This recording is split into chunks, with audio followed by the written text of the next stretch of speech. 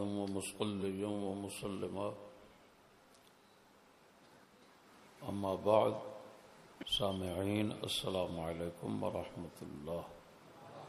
جس مسئلے کی تحقیق پیش کرنے کے لیے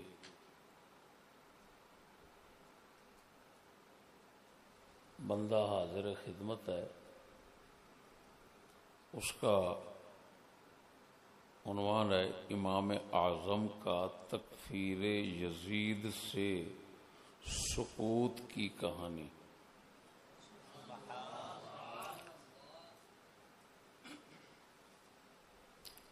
ہمارے اس عجم میں خصوصاً ہندوستان میں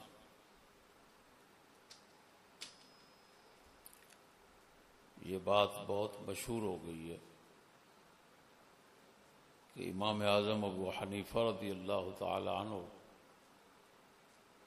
یزید کو کافر قرار دینے سے سکوت فرماتے ہیں، خاموشی اختیار کرتے ہیں اور فرماتے ہیں کہ میں خود کہتا نہیں، اگر کوئی کہے تو اس کو روکتا نہیں۔ یہ بات بہت مشہور ہے۔ ہم نے یہ دیکھنا ہے کہ یہ بات جو مشہور ہے کس حد تک صحیح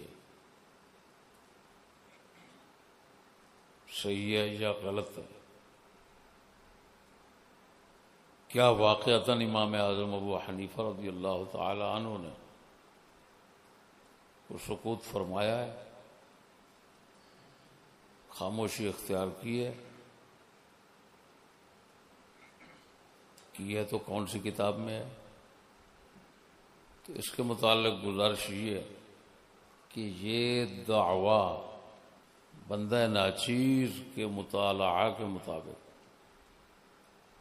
اور گہرے مطالعہ کے مطابق سب سے پہلے اگر کسی سے واقع ہوا ہے تو وہ ہمارے اعلی حضرت بریلوی رحمہ اللہ ہے۔ ان سے پہلے امام اعظم کی طرف یہ توقف اور سکوت کسی نے منسوب نہیں کیا، کسی کے پاس اس کی ہوا نہیں ملتی جو میں نے تحقیق کیا، بلکہ اس کے خلاف کچھ ملتا ہے۔ سب سے پہلے اعلی حضرت بریلوی رحمہ اللہ نے کہاں یہ بات ذکر کی ہے؟ فتاوی رضویہ، یہ رضا فاؤنڈیشن والوں کا 14ویں جلد صفحہ نمبر 592 پر یہ لفظ ہے، اور ہمارے امام اعظم رضی اللہ تعالی عنہ نے لعن و تکفیر سے احتیاطاً سکوت فرمایا کہ اس کے فسق و فجور متواتر ہیں، کفر متواتر نہیں، اور بحال احتمال نسبت کبیرہ بھی جائز نہیں، نہ کہ تکفیر۔ یہ کلام شریف ہے آپ کا، جس میں انہوں نے امام اعظم کا یہ مذہب بتایا کہ یزید پر لعنت کرنے اور اس کو کافر قرار دینے سے امام صاحب سکوت فرماتے تھے، اور یہ بھی بات ساتھ فرما دی کہ فسق و فجور یزید کا متواتر ہے، کفر متواتر نہیں، اس وجہ سے امام صاحب نے سکوت فرمایا۔ یہ اعلی حضرت کا دعویٰ ہے۔ اب دیکھتے ہیں یہ دعویٰ کہاں تک صحیح ہے۔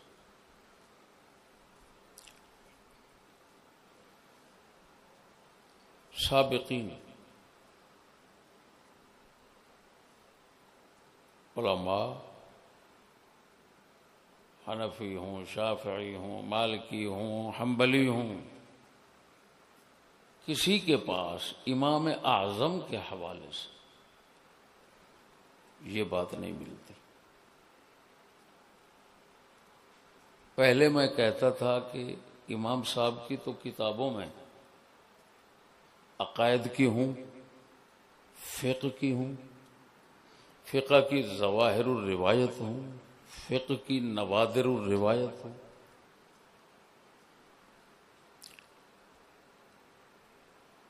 یزید کا نام تک ہی ذکر نہیں.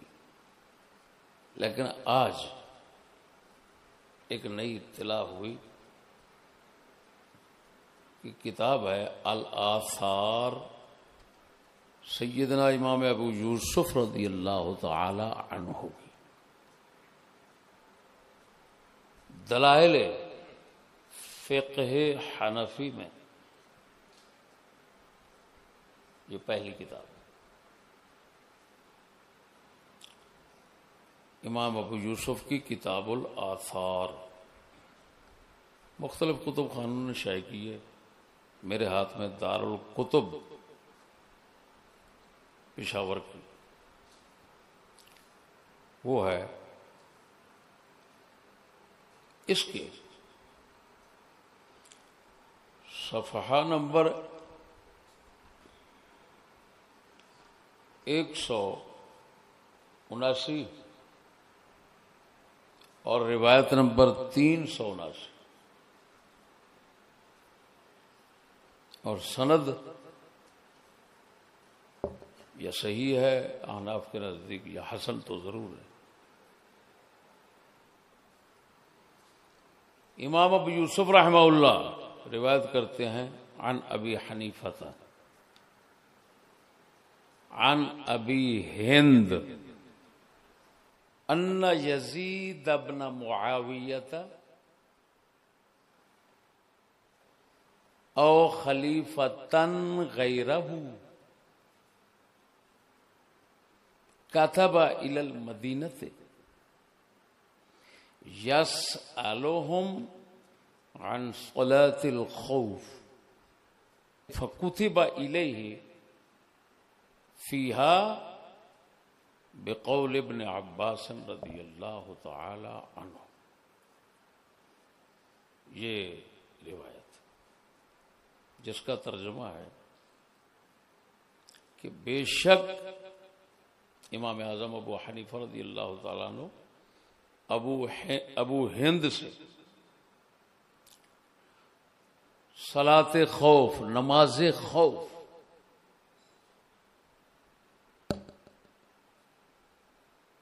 کس طریقے کے ساتھ پڑھنی ہے. مثلا جنگ کے حالات ہیں خوف کی نماز ہے کس طریقے کے ساتھ پڑھنی ہے. امام اعظم اپنے اس فقہی طریقے پر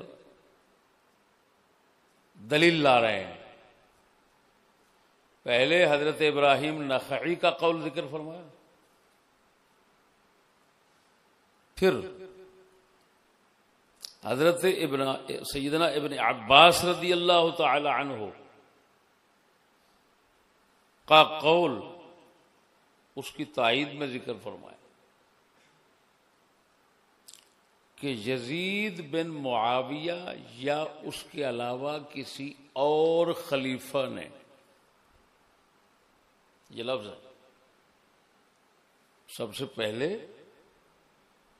امام اعظم ابو حنیفہ رضی اللہ تعالی عنہ کے پاس اگر یزید کا ذکر ملتا ہے تو بس یہ الفاظ. ان کے علاوہ امام صاحب کے پاس یزید کا ذکر نہیں ہے. اب وہ کن الفاظ کے ساتھ ذکر ہے وہ آپ کو سنا رہا ہوں. یزید بن معاویہ یا کوئی اور خلیفہ. امام اعظم ابو حنیفہ رضی اللہ تعالیٰ عنہ ابو ہند سے روایت کر رہے ہیں. ابو ہند فرماتے ہیں کہ یزید بن معاویہ یا کوئی اور خلیفہ اس نے مدینہ شریف والوں کے پاس خط لکھا یسألہم عن صلاۃ الخوف. ان اہل مدینہ سے نماز خوف کے متعلق سوال کیا کہ کیا طریقہ ہے اس کے پڑھنے کا. فَكُتِبَ إِلَيْهِ یزید ہو یا کوئی دوسرا خلیفہ، تو اس کی طرف خط میں واپس اہل مدینہ نے جواب لکھا بقول ابن عباس رضی اللہ تعالی عنہ۔ حضرت ابن عباس کا جو قول تھا ان اہل مدینہ کے پاس نماز خوف کے طریقہ میں، وہ لکھ کر اہل مدینہ نے یزید کو بھیجا کہ یہ طریقہ ہے، یہ ہے امام اعظم کے پاس ذکر بس۔ اب اس میں جو کچھ ہے وہ جو تکفیر کی کہانی اور سکوت وغیرہ، اس کے تو سراسر خلاف ہے۔ پہلے نمبر پر دیکھیں، امام صاحب وہ روایت ذکر فرما رہے ہیں جس میں یہ آ رہا ہے کہ یزید بن معاویہ یا کوئی دوسرا خلیفہ، اس کا مطلب ہے امام صاحب یزید کو خلیفہ مان رہے ہیں، لیکن شک کر رہے ہیں کہ خط جس نے لکھا وہ یزید تھا خلیفہ یا کوئی اور خلیفہ تھا، تو یزید کو خلیفہ کہہ رہے ہیں امام اعظم۔ ہو تو امام اعظم یزید کو خلیفہ کہنے سے یا کافر ہو گئے آج کے بھڑووں کی نظر میں، اہل بیت کے دشمن ہو گئے، یہ تو ضرور ہوگا۔ اور اگلی بات یہ ہے کہ یزید مسئلہ پوچھ رہا ہے نماز خوف کا اہل مدینہ سے، یار بتاؤ کیا طریقہ ہے تمہارے پاس؟ آخر مدینہ شریعت اسلامیہ کا مرکز رہا ہے، تو مرکز سے پوچھیں، مرکز سے یہ مسئلہ پوچھ رہا ہے۔ اس سے تو پتہ چلتا ہے کہ وہ نماز کیسے چھوڑتا ہوگا جو خوف کی نماز کے مسئلے پوچھ رہا ہے، جس طرح بتایا جاتا ہے۔ ارے بھائی وہ تو پتہ نہیں نماز بھی، وہ مسلمان بھی تھا، پتہ نہیں کلمہ پڑھا تھا کہ نہیں پڑھا تھا، جیسے روح المعانی وغیرہ کہہ رہا ہے، اپنی بڑکے مار رہا ہے۔ تو سوال یہ ہے کہ وہ تو تم تو کہہ رہے ہو کہ پتہ نہیں وہ کلمہ ہی پڑھتا تھا کہ نہیں، وہ تو نماز خوف کے مسئلے پڑھ رہا ہے، پوچھ رہا ہے۔ اور پھر عجیب بات یہ ہے کہ امام اعظم ابو حنیفہ رضی اللہ تعالی عنہ اس کو دلیل بنا رہے ہیں جو یزید کے پاس خط کا جواب دیا گیا اور طریقہ لکھ کر بھیجا گیا، اسی کو امام صاحب دلیل بنا رہے ہیں اپنے فقہ میں۔ اور عجیب بات یہ دیکھو، اس کا مطلب ہے امام محمد بن حنفیہ رضی اللہ تعالی عنہ نے جو مدینہ شریف میں مناظرہ کیا تھا، اس مناظرے میں فرمایا تھا یار میں اس کے ساتھ رہا ہوں، وہ تو انہو یسأل عن الفقہ، وہ تو فقہ کے متعلق سوالات کرتا ہے، پوچھتا ہے ادھر ادھر سے، بڑے بڑے فقہاء سے، بڑے بڑے صحابہ تابعین سے پوچھتا ہے۔ کیوں؟ تو اس کا مطلب ہے کہ وہ جو بات ہے امام محمد بن حنفیہ والی وہ بالکل ٹھیک ہے، یہ روایت اس کی تائید کرتی ہے۔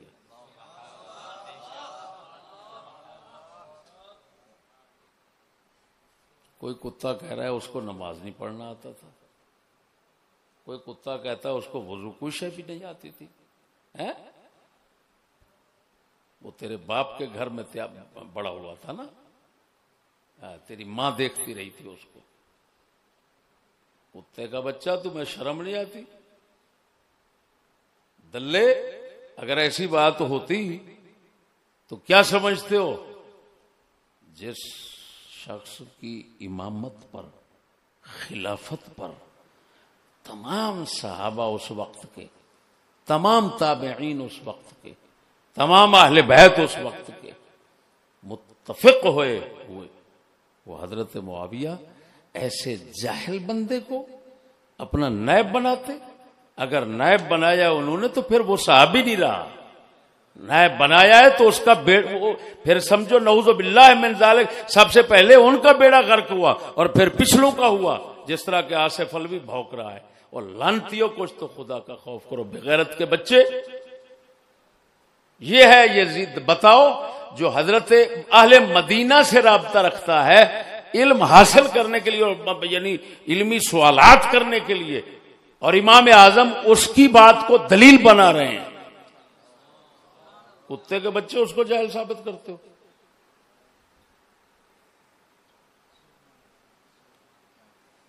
تو یہاں اب یہ ضرور کہنا پڑے گا کہ جو پہلا جب ایک مقام پر ذکر ملتا ہے امام اعظم کے پاس اور ان کے شاگرد رشید امام ابو یوسف کے پاس، وہ ان اچھے الفاظ میں مل رہا ہے، تو اعلی حضرت کا یہ فرمانا کہ انہوں نے تکفیر سے سکوت اختیار کیا، یہ تو عجیب لگ رہا ہے بھائی. خدا جانے اعلی حضرت نے کس کو ماخذ بنایا اس بات کا، کہاں سے لیا، مجھے کوئی ایسی تو ابھی تک بات نظر نہیں آ رہی. ہاں مسایرہ کی ایک عبارت ہے، اس سے مجھے یہ لگتا ہے کہ ان کو یہ وہم وہاں سے لگا ہے، لیکن میں آگے چل کر پیش کرتا ہوں. اب آگے چلتے ہیں تو دیکھتے ہیں حنفی فقہ رکھنے والوں، حنفی فقہ کو ماننے والوں میں سے کون سا وہ پرانا اور قدیم اور پہلا شخص ہے جس نے یزید پر فاسق فاجر ہونے کا فتویٰ لگایا اور تکفیر میں شک کا اظہار کیا، کافر ہونے میں شک کا اظہار کیا اور فاسق فاجر پکا کہا؟ حنفی حضرات میں سب سے پہلا شخص وہ کون ہے؟ اب اس کو دیکھتے ہیں، دیکھو تحقیق دیکھو، تحقیق دیکھو. اس شخص کا نام ہے محمد بن شجاع ابن الثلجی، سالام جیم یا ثلجی، ابن الثلجی مشہور ہیں وہ. یہ کون تھے بھائی؟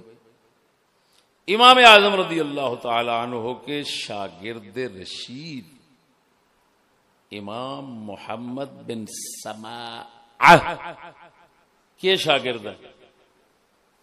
امام صاحب اور ان کے درمیان ایک واسطہ ہے، اس کے پاس ذکر، ان کی تو کتاب میں نے نہیں دیکھی، نہ دنیا میں موجود ہے. جس میں میں نے دیکھا وہ تمہارے حنفی مذہب کی معتبر کتاب ہے، الاجناس.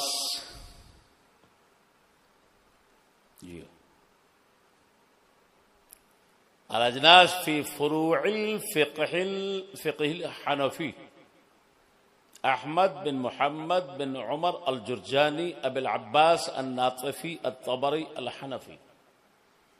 یہ 446 میں ان کی وفات ہے، 446 ہجری میں. سب سے پرانا بندہ جس نے یہ کہا وہ یہ، لیکن یہ امام اعظم کی طرف منسوب نہیں کر رہا، آپ کے کسی شاگرد کی طرف منسوب نہیں کر رہا، جو کچھ کہہ رہا ہے اپنی طرف سے کہہ رہا ہے. کون؟ محمد بن شجاع، یعنی یہ نقل کر رہے ہیں محمد بن شجاع سے، اور محمد بن شجاع جو بات کہہ رہا ہے وہ اس کی ذاتی ہے، امام اعظم ان کے شاگرد کسی کی طرف بھی منسوب نہیں کیا اسے. یہ اعلی اجناس جو ہے نا، یہ ہے دار الماثور کی چھپی ہوئی باہر کی، اس کا صفحہ نمبر ہے 451. اس میں لکھا ہوا ہے وعن محمد بن شجاع انه سئل عن معاوية وابنه فأجاب اما معاوية فلا نمدحه ولا نذمه ونسكت عنه وأما ابنه يزيد إن صح الأبيات المروية عنه ومات قبل التوبة فليس بمسلم وإن لم يصح الأبيات فهو مسلم فاسق. محمد بن شجاع سے پوچھا گیا حضرت معاویہ اور یزید کے متعلق. اس نے جواب دیا معاویہ نہ ہم اس کی تعریف کرتے ہیں نہ مذمت کرتے ہیں بلکہ اس کے متعلق خاموشی اختیار کرتے ہیں.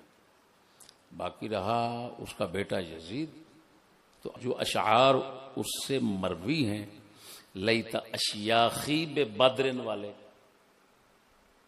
کاش کہ میرے پچھلے مشائخ بدر میں جو تھے وہ ہوتے.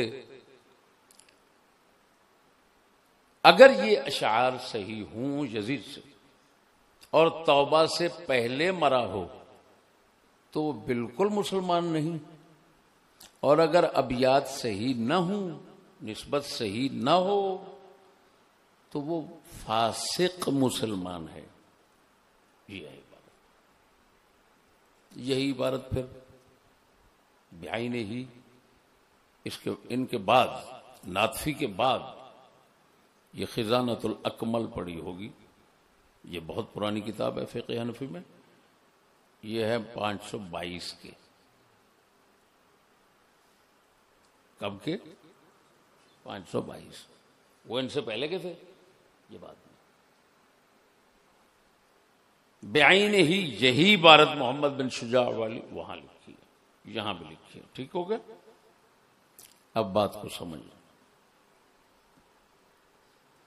اب یہاں پر جو بات لکھی ہوئی ہے آپ نے سن کر تعجب کیا ہوگا کہ یہاں پر تو لکھا ہے ہم معاویہ کی تعریف نہیں کرتے،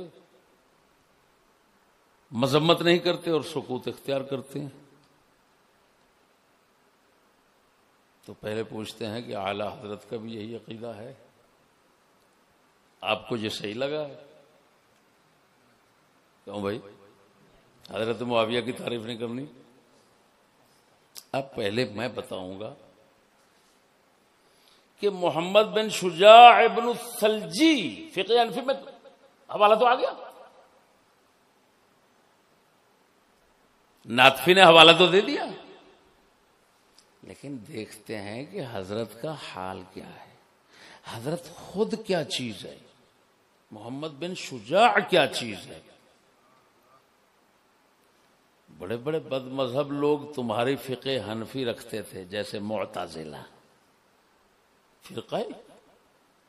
فقہ حنفی رکھتے تھے، عقیدہ شیطانی. بڑے بڑے لوگ تھے.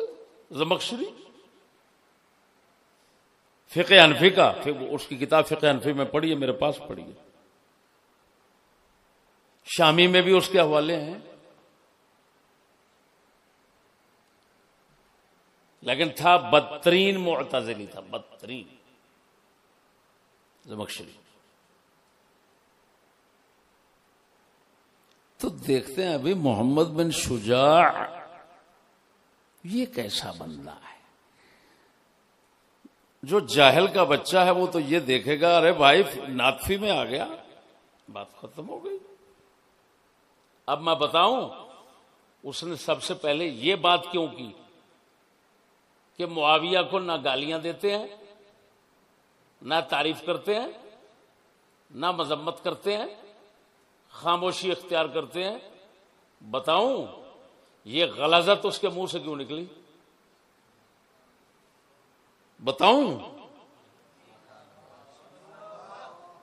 اب میرے بھائی دیکھتے ہیں کہ حضرت کا حال کیا ہے.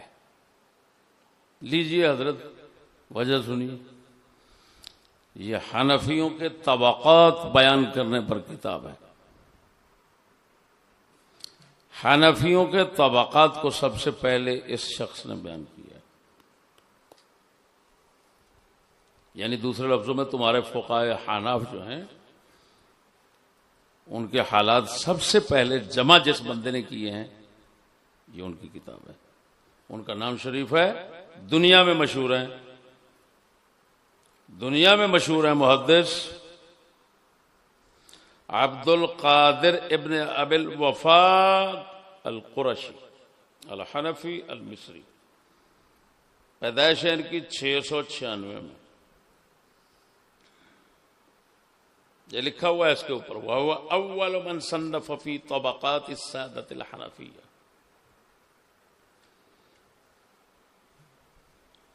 حنفی سرداروں کے طبقات کے متعلق یہ پہلی کتاب ہے, یہ جو ہاتھ میں ہے. اس کا نام ہے دنیا میں الجواہر المضیہ. کیا نام ہے؟ کن کی؟ عبد القادر قرشی. انہوں نے محمد بن شجاع کے حالات میں جو بات لکھی ہے وہ آپ کو سنا. وَلَهُ مَيْلٌ إِلَى مَذْهَبِ الْمُعْتَزِلَةِ, کہ محمد بن شجاع ابن الثلجی مذہب معتزلہ کی طرف میلان رکھتا ہے. یہ جو جملہ نکلا ہے کہ معاویہ کی نہ تعریف کرتے ہیں نہ مذمت کرتے ہیں, سکوت اختیار کرتے ہیں, یہ معتزلہ ہونے کی شرارت ہے.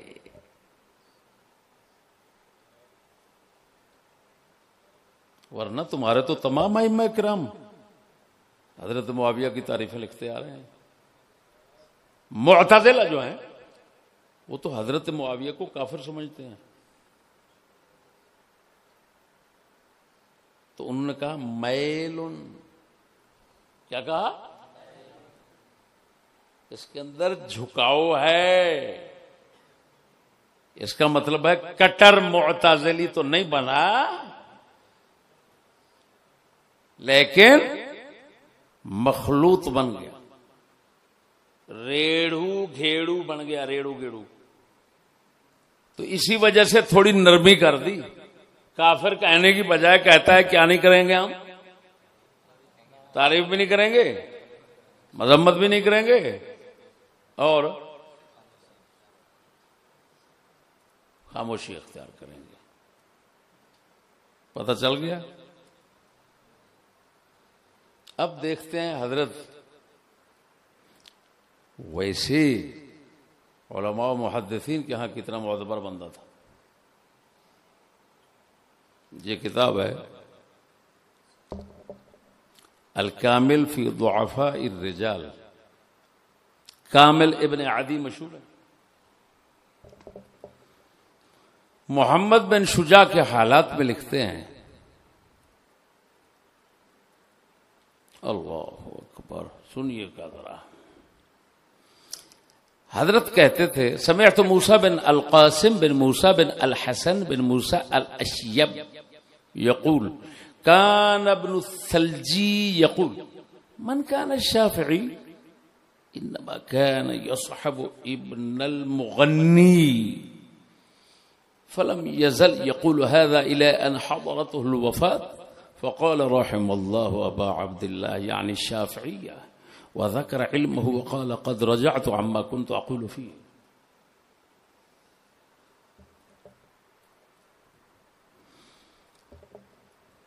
ابن السلجی کہا کرتے تھے یہ شافعی کون ہے؟ یہ تو گویے کے بیٹے کی سنگت میں رہتا تھا, میراثی کی سنگت میں رہتا تھا.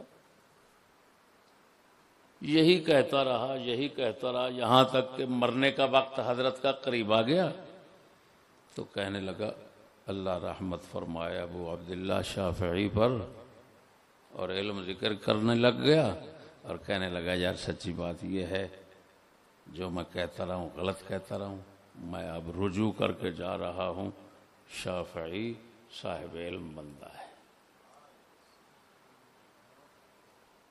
کیا بات ہے, اتنا بڑا جھوٹ کہ وہ میراثی کی صحبت میں بیٹھتا رہا, امام شافعی پر بول دیا, اور بولتے ہوئے ساری زندگی شرم نہ آئی, اور آخر میں جانے لگا تو ڈر گیا تو رجوع کر لیا. ایسا شخص جو ہے وہ امامت کا حقدار تو آخر ہے نا کہ نہیں ہے؟ وہ حضرت معاویہ کے متعلق اگر ایسی بک مارے تو بہت مقام ہوگا اس بک کا کہ نہیں ہوگا؟ بولو تو صحیح نا. ہاں یہ بک کس وجہ سے کہہ رہا ہوں؟ اللہ اکبر و کبیرہ، کہ جو اس کے منہ سے غلاظت نکلی ہے کہ ہم ان کی تعریف نہیں کرتے. ہمارا یہ عقیدے کے لحاظ سے فرض بنتا ہے کہ ہم اس کی ابن شجاع سلجی جو ہے اس کے متعلق اس کی کبھی تعریف بھول سے بھی نہیں کریں. تجھے پتا ہے تو نے کس کے خلاف زبان کھولی ہے؟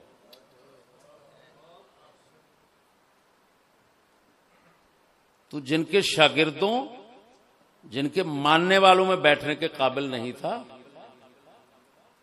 ان کے متعلق بات کر گیا اتنا بڑی. اب اگلی سنو. قال الشیخ یعنی ابن عدی فرماتے ہیں وَكَانَ يَضَعُ أَحَادِيثَ فِي التَّشْبِيهِ يَنْسِبُهُ إِلَى أَصْحَابِ الْحَدِيثِ لِيَثْلُبَهُمْ بِهِ.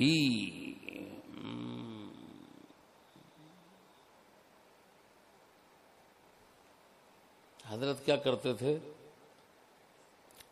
اللہ تعالی کو معاذ اللہ تعالی مخلوق جیسا اس طرح کا جو ہے نا دکھانے کے لیے حدیثیں بناتے تھے. حضرت حدیثیں بناتے تھے جھوٹی، جس میں خدا پاک کی تشبیہ ہو مخلوق کے ساتھ. اور پھر کیا کرتے تھے؟ جو محدثین ہوتے تھے نا ان کی طرف حضرت لگا دیتے تھے، حدیثوں کو ان کی طرف جوڑ دیتے تھے تاکہ محدثین بدنام ہوں. یعنی حضرت کو اپنی جو جس طرح کے فتوے آپ نے سنے ہیں حضرت کے جاہلانہ، ان جاہلانہ فتووں کا اتنا شوق و ذوق تھا کہ اس شوق و ذوق میں آپ اتنا اعمیٰ ہو گئے کہ آپ یہ دیکھ ہی نہیں رہے کیا کر رہا ہوں. حدیث گھڑ دی خدا کے بارے میں، کفر والی حدیث گھڑی اور لگا دی محدثین کی طرف. چلو لوگ پڑھیں اور کہیں یار محدثین اتنے بڑے کافر ہوتے ہیں، دیکھو خدا کو کیا کریں. اب اگلی جو حدیث اس نے گھڑی وہ بھی آپ سنیں. حدیث کیا گھڑی؟ ان اللہ خلق الفرس فأجراها فعرقت ثم خلق نفسه منها. اللہ تعالی نے گھوڑے کو پیدا کیا، پھر گھوڑے کو بھگایا، گھوڑے کو پسینہ آ گیا. کیا؟ گھوڑے کو پسینہ آ گیا تو اپنے نفس کو اللہ تعالی نے اس پسینے سے پیدا کیا. لا حول ولا قوت. حافظ ذہبی تاریخ الاسلام سجل الاعلام دونوں میں لکھ کر فرماتے ہیں یہ تو حدیث تو چٹی من گھڑت جھوٹ. پھر آگے تعویل کرنے لگ گئے کہ اس کی یہ تعویل ہو سکتی ہے کہ نفس سے مراد کوئی معین چیز ہو، کوئی چیز ہو اور نسبت تشریفی ہو، اضافت تشریفی ہو. تو یہ لیکن یہ کہتے ہیں کہ یہ پکی بات ہے کہ یہ جھوٹ گھڑا اسی نے ہے، حضرت ابن سلجی نے. کس نے؟ ابن سلجی نے. آخر میں ما احادیث کثیرہ، اوئے ہوئے ہوئے ایک یہ تو سنا دی حافظ ابن عدی نے، دوسری فرماتے ہیں اور بہت سی ہیں جن کو حضرت نے بنایا ہے. فلا یجب ان یشتغل بہ لانہ لیس من اہل الروایہ. میرے خیال میں یجب نہیں ہوگا، یہ ہوگا فلا یحب.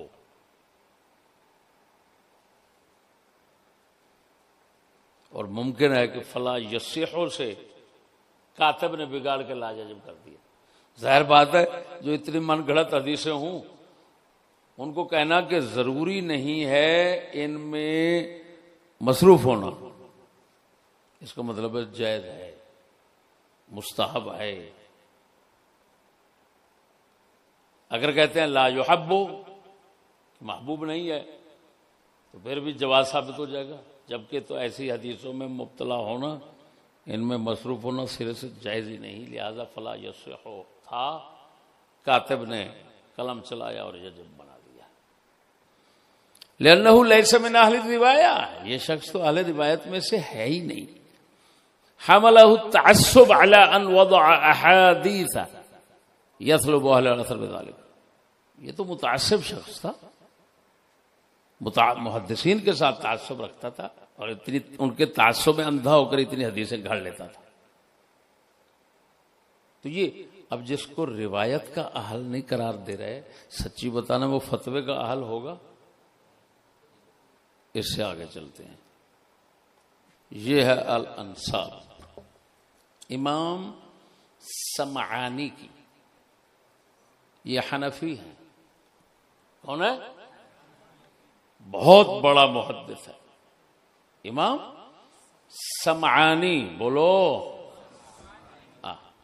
الانساب سمعانی کی دنیا میں مشہور ہے، دنیا میں مقبول، سب کے نزدیک مقبول، ثقہ بندہ، لوہے کی لٹھ بات کرتا ہے۔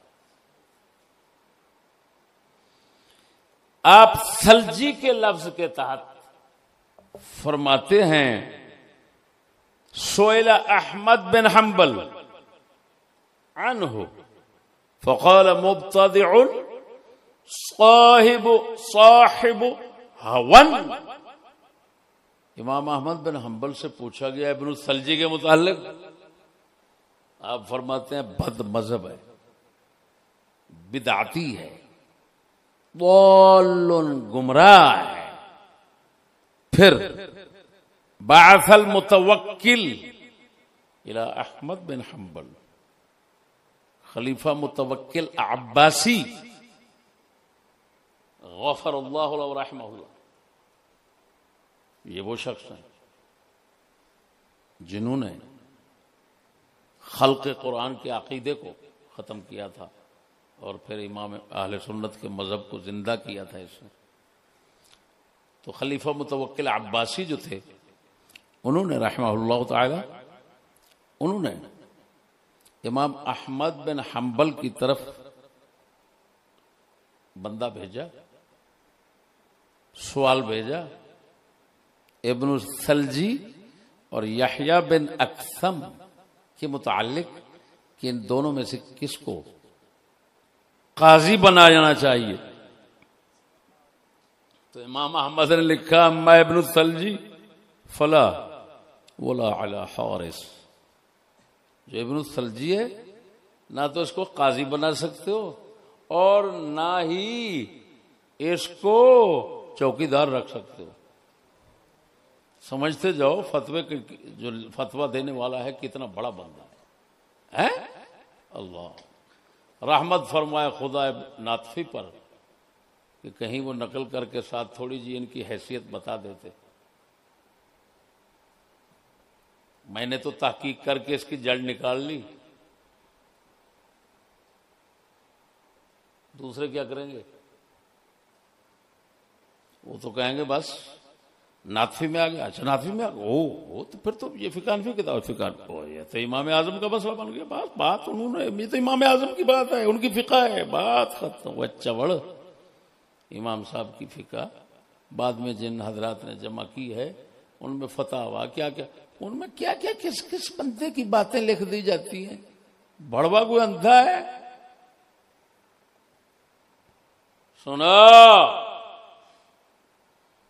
یہ ہمارے رسم المفتی لکھنے والے لکھ رہے ہیں، اگر کوئی مصنف علماء میں اس کے حالات صحیح معلوم نہ ہوں تو اس کی کتاب سے فتویٰ دینا جائز نہیں ہے۔ وہ مثال دیتے ہیں علامہ شامی کے شرح رسم عقود المفتی پڑھیں، مثال دیتے ہیں مثال دیتے ہیں قحطانی کی، قحطانی علامہ قحطانی جن کی کتاب ہے جامع الرموز،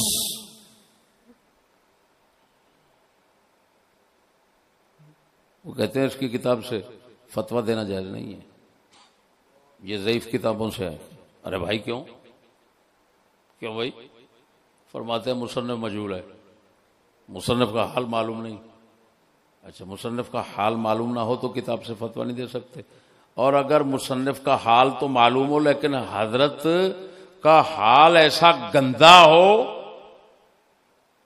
کہ پڑھنے والا شرماتا جائے تو اس سے فتویٰ لینا جائز ہوگا؟ یہ بڑی حکمت کی بات ہے بھائی۔ آگے فرماتے ہیں زکریا بن یحییٰ الساجی، وہ فرماتے ہیں فاما محمد بن شجاع الثلجی فکان کذابا احتال فی ابطال الحدیث عن رسول اللہ صلی اللہ علیہ وسلم ورده نصرۃ لابی حنیفہ ورائہ، ابو حنیفہ اور ان کی رائے کو مضبوط کرنے کے لیے حدیث سے من گھڑت بناتا تھا۔ باقی حضرت مر گئے تو معلوم ایسے ہوتا ہے کہ جس طرح امام شافعی رحمہ اللہ کو برا کہنے سے توبہ کر گئے تھے، اسی طرح آخری وقت میں وہ ان ساری اپنے غلط کاموں سے توبہ کر کے گئے اور سجدے میں ان کو موت آئی۔ تو اس کا مطلب ہے اب ان کے ایسے فتووں کو دلیل نہیں بنا سکتے، لیکن ان کو اب برا نہیں کہہ سکتے، فوت ہو گئے، توبہ ان کی جو ہے وہ ثابت ہو رہی ہے، جب ثابت ہو رہی ہے تو سمجھ آ گئی۔ اور اسی طرح کی باتیں، بلکہ اللہ اکبر، اسی طرح کی باتیں یا کہیں کہ اس سے بھی زائد باتیں حافظ ذہبی رحمہ اللہ فرما رہے ہیں تاریخ الاسلام میں، بشار عواد کی تحقیق، دار الغرب الاسلامی کتب خانہ، جلد نمبر 6 صفحہ نمبر 407۔ قلت وقد جاء عن غير واحد ان ابن الثلجي كان ينال من احمد بن حنبل واصحابه ويقول اي شيء قام به احمد بن حنبل؟ قال المروذي اتيته ولمته فقال انما اقول كلام الله كما اقول سماع الله وارض الله فقمت وما كلمنا حتى مات۔ بات سمجھنا، آپ فرماتے ہیں بہت سارے سندوں کے ساتھ یہ ثابت ہے کہ ابن الثلجی امام احمد بن حنبل اور ان کے اصحاب حنابلہ جو ہیں ان کو برا کہتا تھا، اور کہتا تھا کون سا کام کیا احمد بن حنبل نے، یعنی وہ جو کوڑے کھائے خلق قرآن میں، وہ کیا کام کیا ہے اس نے۔ مروزی کہتے ہیں میں اس کے پاس آیا، میں نے ملامت کی، یار کیا کر رہا ہے تو، کیا کہتا ہے یہ؟ کہنے لگا میں تو اللہ تعالیٰ کی کلام ایسے کہتا ہوں، کلام اللہ، جیسے اللہ تعالیٰ کی کلام قرآن کو ایسے کہتا ہوں جیسے میں کہتا ہوں اللہ کا آسمان، اللہ کی زمین، یعنی جس طرح وہ مخلوق یہ قرآن بھی مخلوق۔ معلوم ہوا پکا جہمی تھا، خالی معتزلی نہیں تھا، وہ بولو بڑوے جہمی بھی تھا۔ اسی وجہ سے اسی کے اندر لکھا ہے ابن الثلجی اور آپ کے ابن الثلجی اور اس کے ماننے والوں کے متعلق پوچھا گیا امام احمد بن حنبل سے، تو حافظ ذہبی لکھتے ہیں امام احمد نے جواب دیا قال جہمیت، یہ سارے جہمی ہیں۔ قیل اکان من اصحاب المریسی، بشر مریسی جہمیوں کا بڑا، یہ اس میں سے تھا، اس کے ساتھیوں، اس کے ماننے والوں میں سے تھا؟ آپ نے فرمایا نعم، یہ ان کے ماننے والوں میں سے تھا۔ تو نہ جہمی ہونے میں شک رہا، نہ معتزلی ہونے میں شک رہا، نہ کذاب ہونے میں شک رہا، نہ وضاع ہونے میں شک رہا۔ باقی آپ کے فتوے پر اگر آپ کوئی بندہ یقین کرنا چاہتا ہے تو اس کا حق بنتا ہے کہ یزید سے تو کچھ لینا جائز نہیں، لیکن اس بزرگ سے سب کچھ لینا جائز ہے.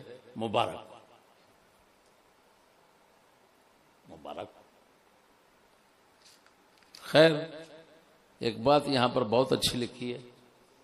خلیفہ متوکل عباسی غفر اللہ له ورحمہ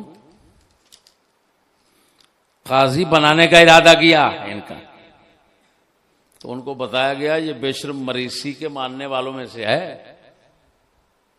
تو انہوں نے کہا ہم ابھی تک بشر میں پڑے ہوئے ہیں، بشر کے بندے کی بات کر رہے ہیں. کیا مطلب کہ میں نے تو اپنے پچھلے خلیفوں کی جو بدعت تھی خلق قرآن والی اس کو بڑے زور شور سے مکایا ہے، ختم کیا ہے. ابھی پھر یہ بشر اور وہی بات.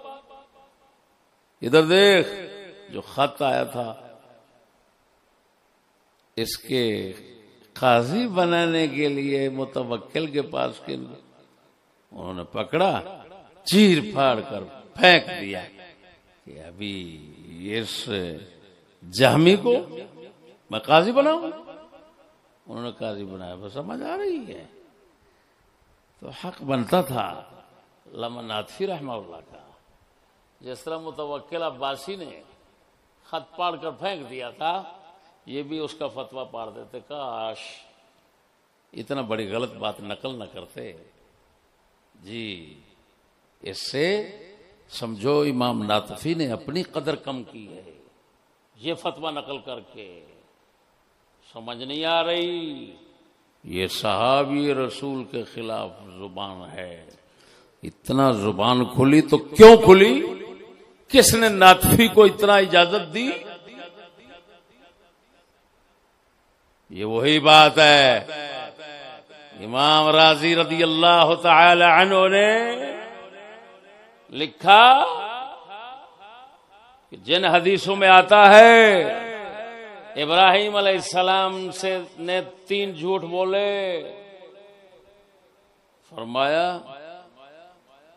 میں اس حدیث کے راوی کو کذاب کہہ کر، حالانکہ بخاری کا مسلم کا ہے، بخاری مسلم کا راوی ہے، لیکن میں اس حدیث کو جھوٹا کہوں اور اس حدیث کے روایت کرنے والے کو جھوٹا کہوں تو یہ مجھے آسان لگ رہا ہے حضرت ابراہیم علیہ السلام کی طرف جھوٹ کی نسبت کرنے سے. تو میں بھی کہوں گا کہ ناتفی کی طرف اگر میں ایسی بات کی نسبت کروں کہ حضرت آپ قابل مدح نہیں رہے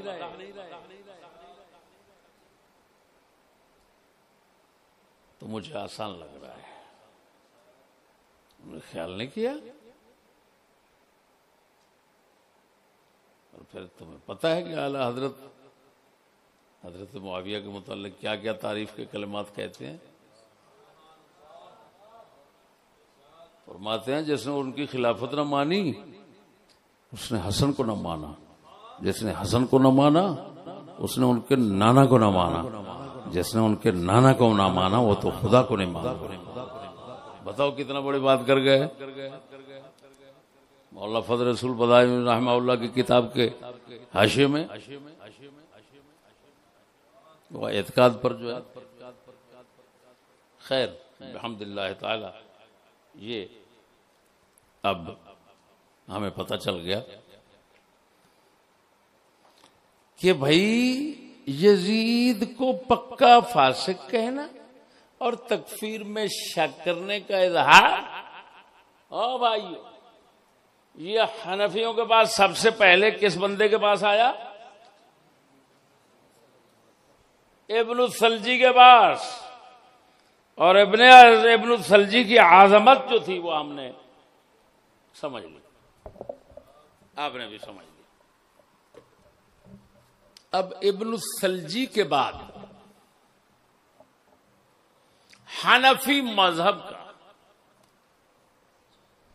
کون پرانا قدیمی اور بڑا بندہ ہے جس کے پاس یزید کا ذکر ہو؟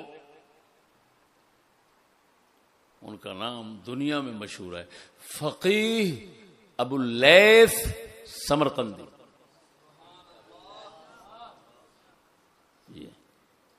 اب دیکھتے ہیں ان کے پاس کیا الفاظ ہیں. یہ فتاوی نوازل ہے، دنیا میں اتنا مقبول کہ صاحب ہدایہ نے اس کا سمجھو خلاصہ نکالا. اس کا نام رکھا مختار الفتاوی یا نام رکھا مختارات النوازل. مختارات الفتاوی، مختارات النوازل. خیر، یہ جو میرے پاس دار الکتب العلمیہ کا نسخہ ہے نا، تو اس میں مسائل متفرقہ کے تحت ہے وَلَا يَحِلُّ لِأَحَدٍ أَن يَلْعَنَ أَهْلَ الْقِبْلَةِ. کسی بندے کے لیے حلال نہیں کہ وہ لعنت کرے اہل قبلہ پر. وَلِهَذَا قَالُوا، اسی وجہ سے کہ کیونکہ اہل قبلہ کو کافر کہنا جائز نہیں، تو قالوا لا يلعن على یزید بعد موتہ.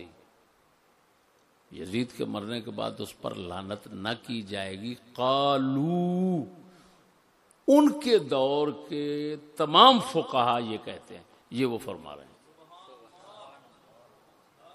تمام فقہا یہ فرما رہے ہیں کہ یزید پر لعنت نہ کی جائے گی. کیوں؟ وہ اہل قبلہ میں سے تھا، یعنی شخصی لعنت وہ نہیں کر سکتا. اس میں آپ دیکھ رہے ہیں کہ اہل قبلہ کہہ کر لعنت سے روک رہے ہیں. اور اہل قبلہ کہنے کا مطلب ہے مومن، مسلمان.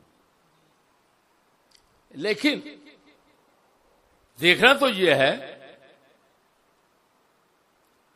کہ جہاں وہ ذکر کر رہے ہیں یہ کس صدی کے بندے ہیں؟ یہ ہیں 375 میں ان کی وفات ہے.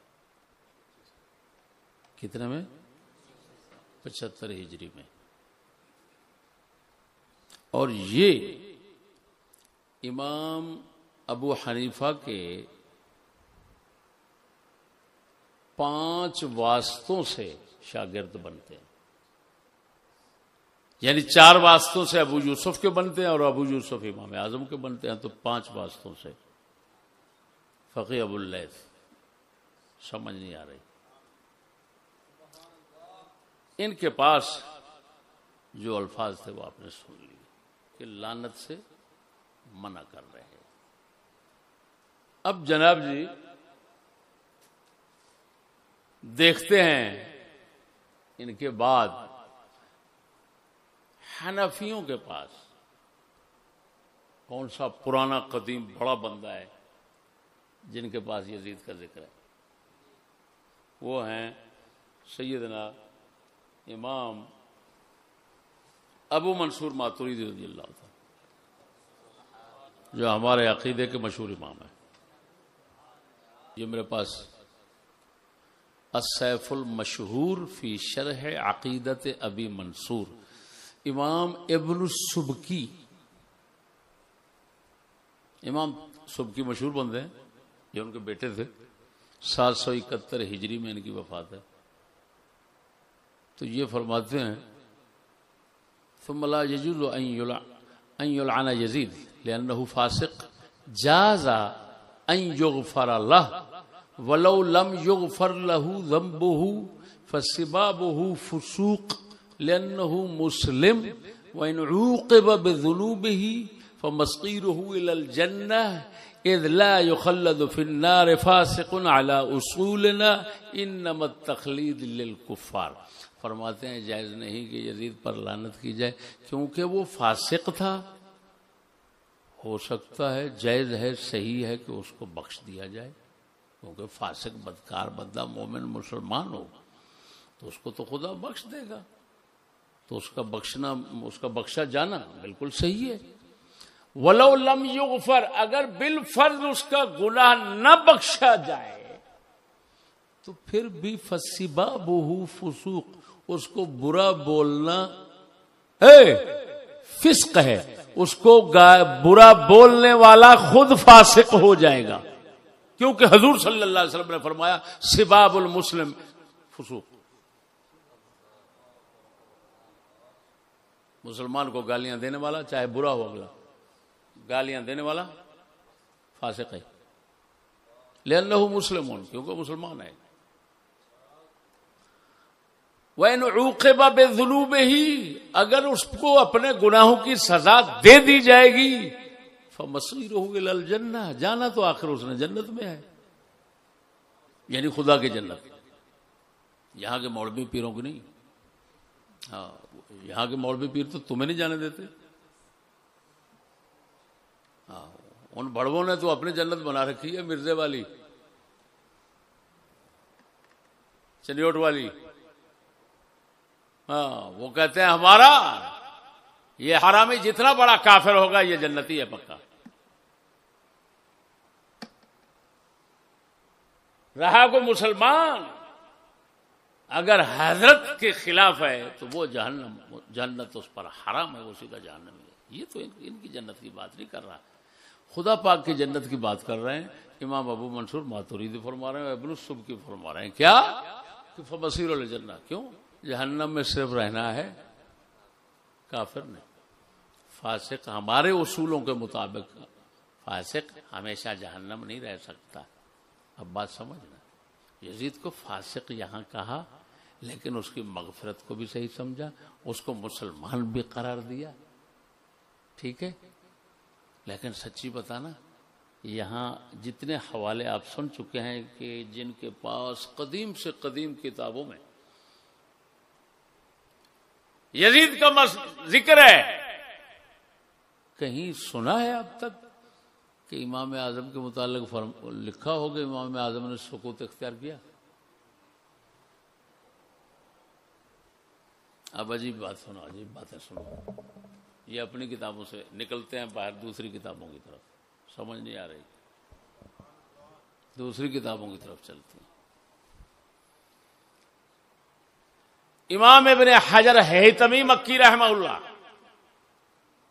اعلی حضرت جن کے زیادہ حوالہ جات دیتے ہیں، جن پر اعتماد رکھتے ہیں، الصواعق المحرقہ میں آپ نے لکھا، الصواعق المحرقہ میں فتاوی ابن الصلاح کے حوالے سے، کس کے؟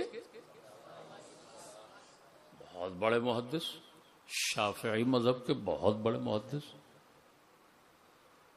امام نووی جیسے شافعی مذہب کے، جن کی مسند پر ان کے جانے کے بعد بیٹھتے ہیں اور فخر کرتے ہیں، ان کو عزت و شرف ملتا ہے تو ابن الصلاح کی مسند پر بیٹھ کر پڑھانے سے ملتا ہے دمشق میں. وہ امام ابن الصلاح فتاوی اور پھر ابن حجر ہیثمی نقل کرنے کے بعد اس کو برقرار رکھتے ہیں. کیا لفظ ہیں؟ والناس فی یزید ثلاث فرق، تین فرقے ہیں یزید کے متعلق.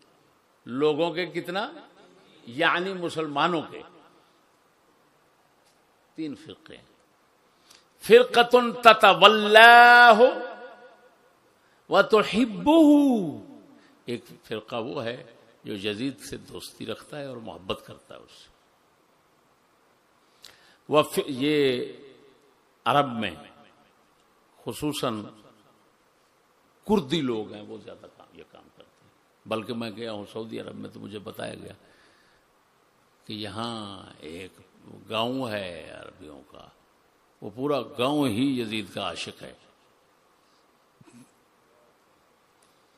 وَفِرْقَةٌ تَسُبُّهُ وَتَلْعَنُهُ، ایک فرقہ وہ ہے جو یزید کو گالیاں دیتا ہے، اس پر لعنت کرتا ہے.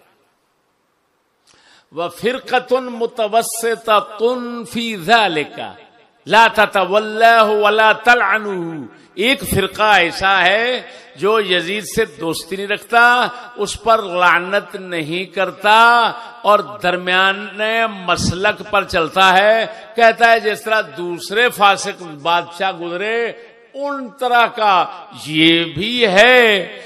وَهَذِهِ الْفِرْقَةُ فتاوی ابن صلاح اور ابن حجر ہیتمی فرماتے ہیں هَذِهِ الْفِرْقَةُ هِيَ الْمُصِيبَةُ. یہ تیسرا فرقہ یہی درست اور صواب پر چلنے والا ہے. وَمَذْهَبُهَا هو اللائق بمن يعرف سیر الماضین ويعلم قواعد الشریعة المطہرة جعلنا اللہ من اخیار اہلها آمین. فرماتے ہیں جو یہی فرقہ درست راستے پر ہے اور ان کا مذہب هو اللائق، جو شخص اپنے اسلاف کی تاریخ زندگی کو جانتا ہے اس کے موافق یہی ہے مذہب. اور جو قواعد شریعت مطہرہ کو جانتا ہے، شریعت مطہرہ کے اصولوں کو جانتا ہے، وہ اسی مذہب پر ہے. اس کا مطلب ہے پچھلے دو کوئی شریعت پر نہیں ہے، انہوں نے اپنی بنائی ہوئی ہے، یہ ہے اصل شریعت.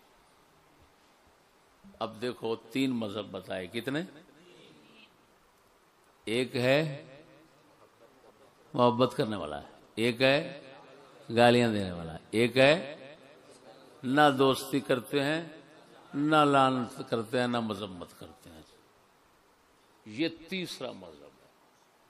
عام بات دوسرے بادشاہوں کی طرح سمجھتے، دوسرے بادشاہوں کی طرح سمجھتے ہیں جن کو مولوی لعنت نہیں کرتے. اچھا یہ تو 3 مذہب ہیں. محدث ابن صلاح جیسا 3 مذہب تلاش کرتا ہے، چوتھا نہیں ملتا. تو امام اعظم ابو حنیفہ کا تکفیر سے سکوت، یہ چوتھا مذہب اگر ہوتا تو وہ یہاں ذکر کرتے.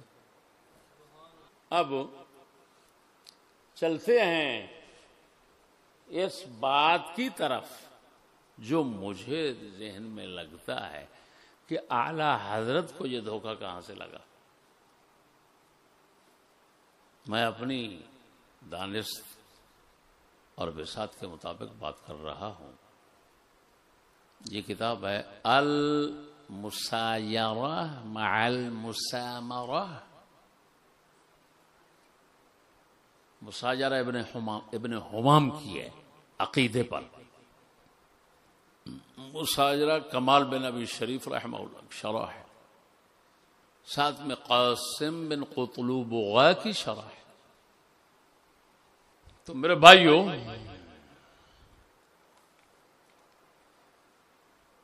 وقد اختلف فی اکفار یزید ابنہ فقیل نعم. یزید کو کافر کہنے میں اختلاف کیا گیا. میں نے اوپر لکھا ہے والمختلفون من المتاخرین. یہاں اختلاف کرنے والے متاخرین ہیں، یہ نہ سمجھنا کیونکہ ابھی بتا چکا ہوں. متقدمین کہتے ہیں 3 صدی سے پہلے لوگوں کو، اور آپ نے پہلا، باقی حنفیوں کے بعد ادھر ادھر تو کچھ نہیں. پہلا محمد بن شجاع دیکھا تو وہ بھی کہتا ہے اگر اشعار صحیح ہوں تو تکفیر تو اس نے نہ کی. وہ تو کہتا ہے اگر صحیح ہو تو پھر، اور صحیح ہرگز نہیں ہے. وہ جس طرح آگے چل کر میں پوری سند سناؤں گا اور اس پر بحث کروں گا.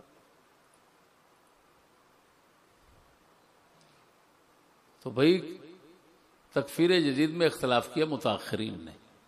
فقیل نعم، تو بعض نے کہا ہاں. یہ کون ہے؟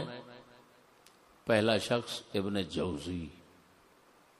وقیل لا، بعض نے کہا نہیں، کافر نہیں کہنا.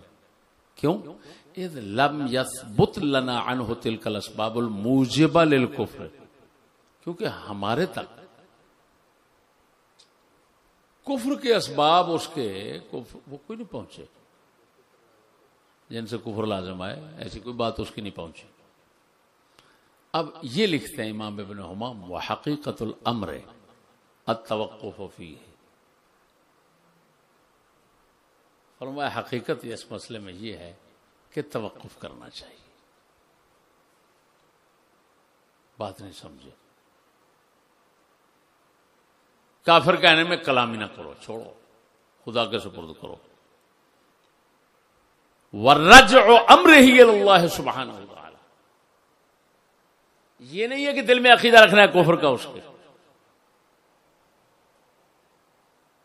نہیں بھی اس کو چھوڑو، خدا کے سپرد کرو. میرے خیال میں ابن حمام کیونکہ حنفی تھے، انہوں نے مساجرہ میں یہ لکھا دو مذہب اور اعلیٰ مذہب قرار دیا توقف کو. تو ابن حمام کے حنفی ہونے کی وجہ سے اعلیٰ حضرت نے یہ سمجھا ہوگا کہ امام اعظم سکوت فرما رہے ہیں، حالانکہ یہ امام اعظم کا سکوت نہیں ہے، یہ بات ہی ان کی نہیں ہے. یہ ناچیز نے جو سمجھا. بات سمجھنا، یہاں پر جو عجیب بات ہے، امام اعظم کے متعلق تو سن لیا، اعلیٰ حضرت نے لکھ دیا کہ امام احمد بن حنبل اور ان کے اصحاب پکا اس کو کافر اور لعنتی اور لعنت کو جائز سمجھتا ہے، نام لے کر فلاں فلاں فلاں فلاں. اللہ اکبر و کبیرہ. پتہ نہیں اعلیٰ حضرت نے اس مسئلے میں کون سی کتابیں پڑھی، مجھے سمجھ نہیں آتی. کیوں بھائی؟ امام احمد بن حنبل کے پاس دو روایتیں ہیں. ایک روایت سے ان کے اصحاب فسق ثابت کرتے ہیں یزید کا، اور دوسرے روایت سے او بھائیو اس کا نیک ہونا ثابت کرتے ہیں. یہ کتاب پڑھی ہے، سب سے پرانی تو ہے کتاب السنہ. کاش کہ اعلیٰ حضرت اس کو دیکھ لیتے، لیکن اعلیٰ حضرت کے پاس کتابیں کم تھیں. انہوں نے خود لکھا ہے. کئی کتابیں دیکھنے کے لیے دوسروں کے کتب خانے میں جانا پڑتا تھا.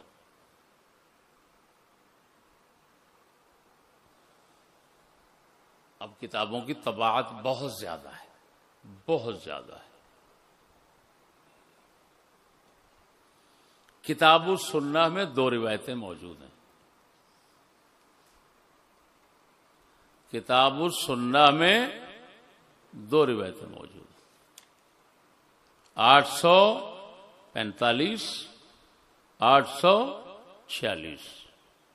پہلی روایت کا ظاہر یہ کہہ رہا ہے کہ وہ فاسق ہے، اس سے روایت نہیں لینی چاہیے. قال لا يذكر عنه الحديث ولا ينبغي لأحد أن يكتب عنه حديثا. اور وجہ بتا رہے ہیں اصحاب نبی صلی اللہ علیہ وسلم میں سے بعض کو مدینہ میں اس نے قتل کیا، کروایا، اور وہ کیا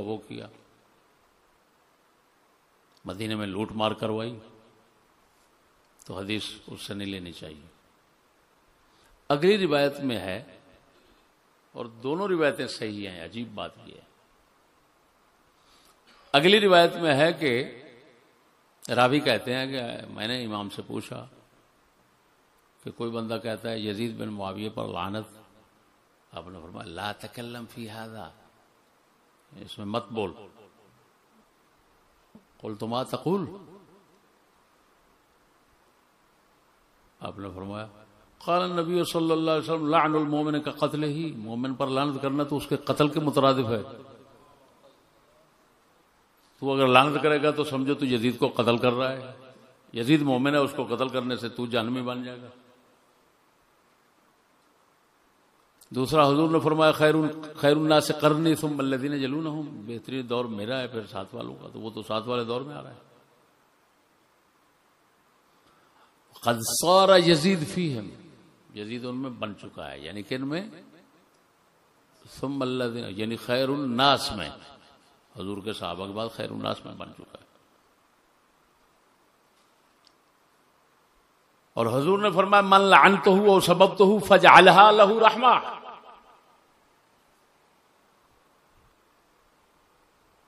یہاں آپ نے اس کا جواب دے دیا.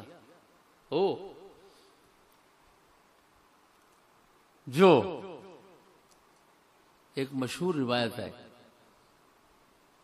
کہ جو اہل مدینہ کو ڈرائے دھمکائے اس پر خدا کی لعنت ہے فلاں ہے، تو آپ نے اس کا جواب دے دیا کہ حضور نے فرمایا جس کو میں لعنت کروں یا اللہ، یا اس کو سب و شتم کروں، فجعل لہ رحمہ، اللہ یہ میری لعنت بھی اس کے لیے رحمت بنا دینا.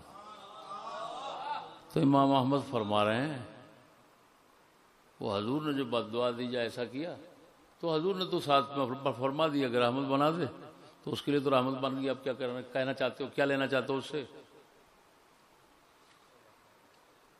فَأَرَى الْإِمْسَاكَ أَحَبَّ، میں چپ رہنا اچھا سمجھتا ہوں. چپ رہنا، عجیب بات یہ ہے، بات سمجھنا. اب یہاں چپ رہنا کس سے؟ اس کو مومن تو آپ بنا رہے ہیں، پھر نیک بنا رہے ہیں، اور پھر جو حدیثیں خلاف میں بعض ملیں تو فرماتے ہیں حضور کی دوسری حدیث ان کے مقابلے میں آ گئی کہ رحمت بنا دے. تو اب وہ یہ بہتر سمجھ رہے ہیں کہ چپ کرو، یہ فسق وغیرہ کے فتوے کفر کے نہ لگاؤ، لعنت کے نہ لگاؤ، چپ کرو. تو امام احمد بن حنبل، عجیب بات یہ ہے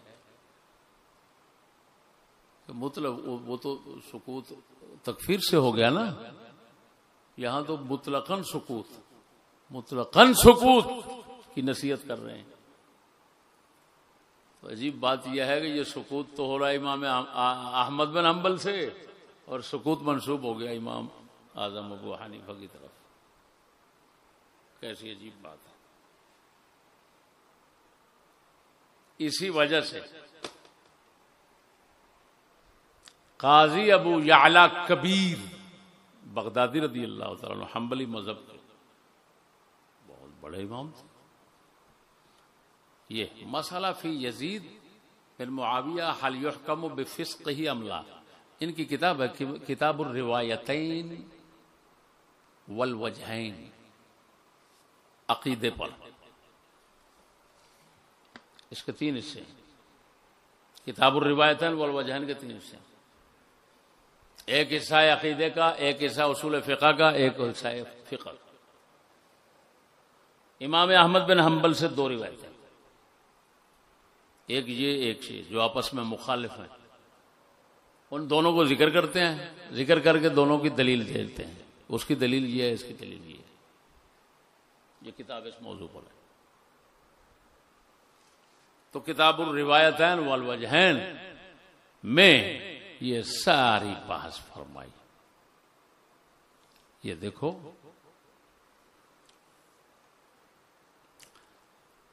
وہی روایت جو کتاب و سنہ میں کہ وہ حدیث لینے کے قابل ہی نہیں ہے، تو اس کے متعلق لکھتے ہیں فظاہر ھذا انہ حکم علیہ بالفسق، کہ اس عبارت کا ظاہر یہ بتا رہا ہے کہ وہ فاسق سمجھ رہے ہیں. میں نے حاشیے میں یہاں لکھا ہے فی اشارۃ الی ان العبارۃ یحتمل خلاف ذلک، کیونکہ وہ کہہ رہے ہیں ظاہر اس کا مطلب ہے احتمال اور بھی ہے، اور حقیقت احتمال اور ہے. کیوں؟ کہ روایت نہ لینے کی وجوہات خالی فسق نہیں اور بھی ہیں.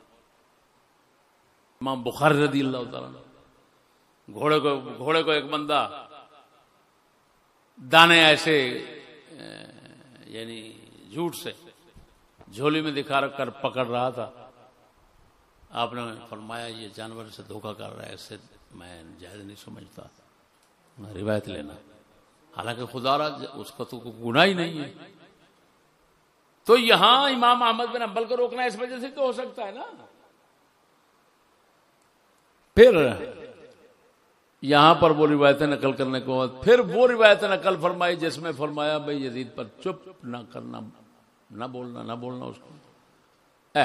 یہ دیکھو، یہ میں نہیں پڑھ رہا. ابو یعلا کبیر فرما رہے ہیں فظاہر هذا انه لم يحكم بفسقه لانه انكر لعنه وجعله داخلا في القرن الذي منهم رسول الله صلى الله عليه وسلم ونهى عن الكلام فيه. فرمایا یہ روایت جو ہے اس کے ظاہر یہ ہے کہ وہ فاسق ہونے کا حکم نہیں لگا رہے، کیونکہ آپ نے انکار فرمایا اس پر لعنت کرنے اور اس کو اس زمانے میں داخل کیا، یعنی اس دور کے لوگوں میں داخل کیا جو حضور صلی اللہ علیہ وسلم جن میں سے ہیں، یعنی صحابہ کا دور. وَنَهَا عَنِ الْكَلَامِ فِيهِ، کیونکہ دور تو صحابہ کا تھا نا. ابھی صحابہ موجود تھے. یزید اگرچہ یزید صحابی نہیں تھا لیکن صحابہ موجود تھے. تابعین کا دور ہوتا ہے جب صحابہ ختم ہو جائیں، اور اس میں کلام کرنے سے منع فرمایا. اب بتاؤ، معلوم ہو امام احمد بن حنبل سے دو روایتیں ہیں. بولو کتنی؟ ایک روایت ہے کہ وہ ظاہر اس کا کہتا ہے کہ وہ فاسق ہے، دوسری روایت ہے ظاہر اس کا کہتا ہے کہ نیک ہے فاسق نہیں ہے. یہ دو روایتیں ہیں، کتاب الروایت ہیں، ان کی آپ کو سنا دی ہیں. اب کتاب الفروع، یہ دیکھو تکفیر سے سختی سے منع امام احمد بن حنبل کا، جن کو اعلی حضرت فرما رہے ہیں. کیسی عجیب بات ہے، آپ نے سن لیا کتنے جزم اور یقین کے ساتھ کہہ رہے ہیں اعلی حضرت. امام احمد اور ان کے اصحاب تو پکا کافر کہتے ہیں اور لعنتی کہتے ہیں اور لعنت نام لے کر کرتے ہیں فلان. اللہ اکبر و کبیرہ. اور آپ نے سن لیا.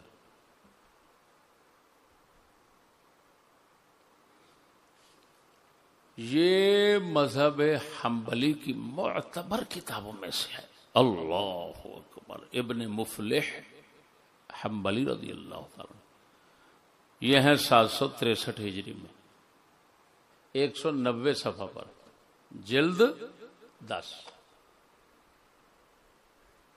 ومن اصحابنا من اخرج الحجاج عن الاسلام لانه اخاف المدینہ وانتهك حرم الله وحرم رسوله فيتوجه عليه يزيد ونحوه ونص احمد خلاف ذلك وعليه الاصحاب. اللہ اکبر و کبیرہ.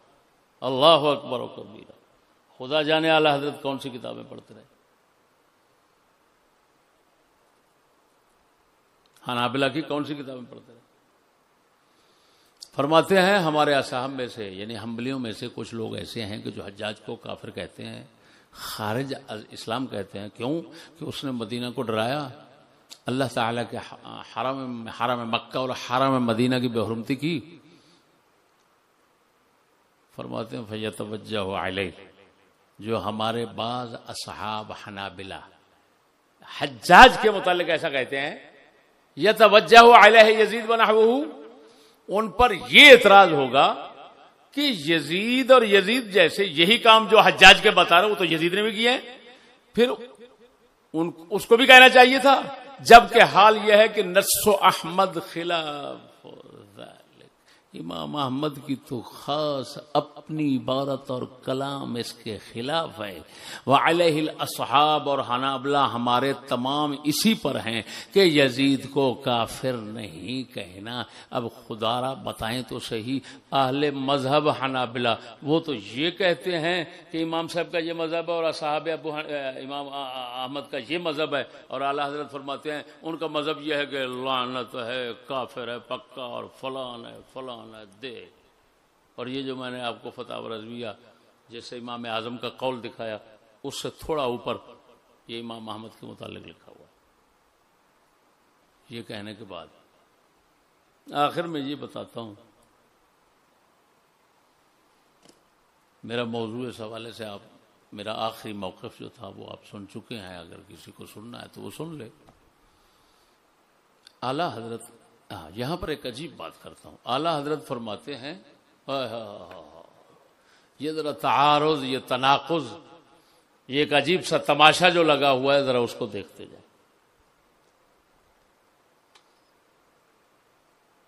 اعلیٰ حضرت نے وہ دعویٰ کر دیا، محدث ابن صلاح ابن حجر حیتمی نے 3 فرقے بتا دیے، ایک ان سے بھی پہلے کے آ گئے امام غزالی کے ہم سبق، معید درس امام الحرمین. کیا لقب دے رہا ہوں؟ ادھر دیکھو، بہت بڑا مجمع ہوتا تھا طلباء کا، امام الحرمین کے پاس یا کسی اور استاد کے پاس.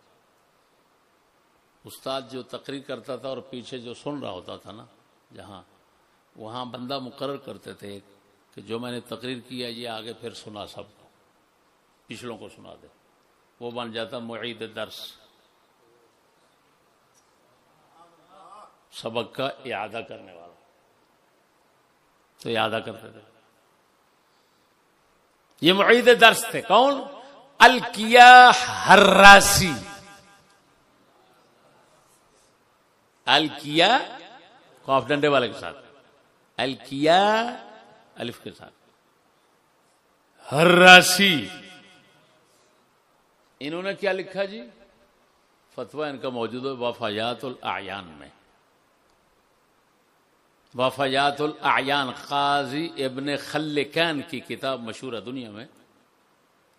یہ 681 ہجری میں وفات ہے ان کی. قاضی ابن خلکان. توجہ. وسئل الکیا ایضا عن یزید بن معاویہ.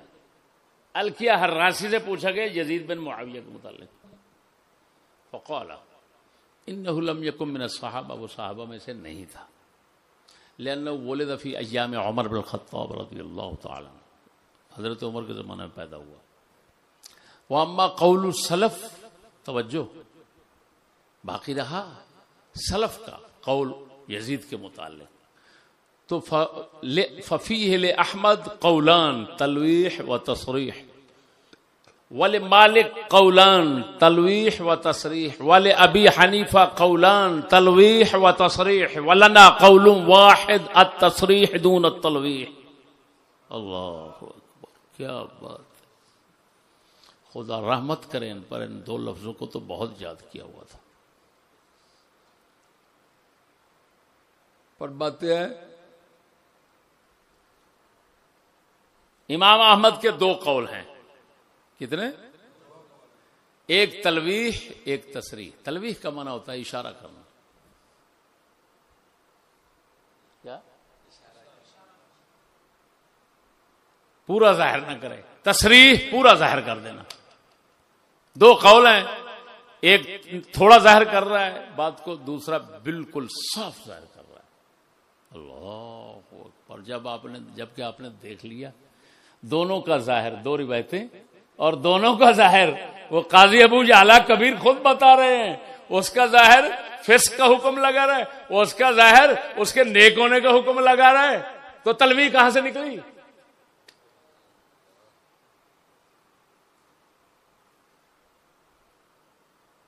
وہ تو دونوں تصریح ہیں.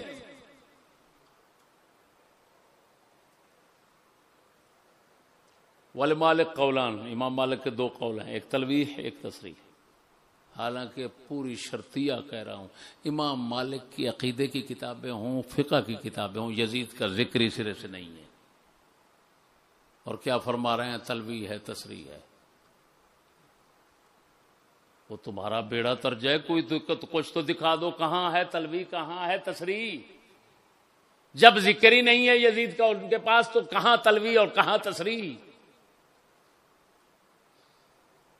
ولی ابی حنیفہ قولان، ابو حنیفہ کے دو قول ہیں، ایک تلویح ایک تصریح. اب ذرا تماشا دیکھنا، اعلی حضرت فرماتے ہیں سکوت کرتے ہیں،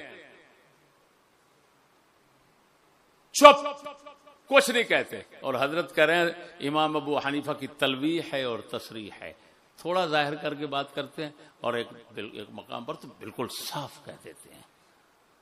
اچھا، اگر تصریح ہے تو سکوت نہیں، اگر سکوت ہے تو تصریح نہیں.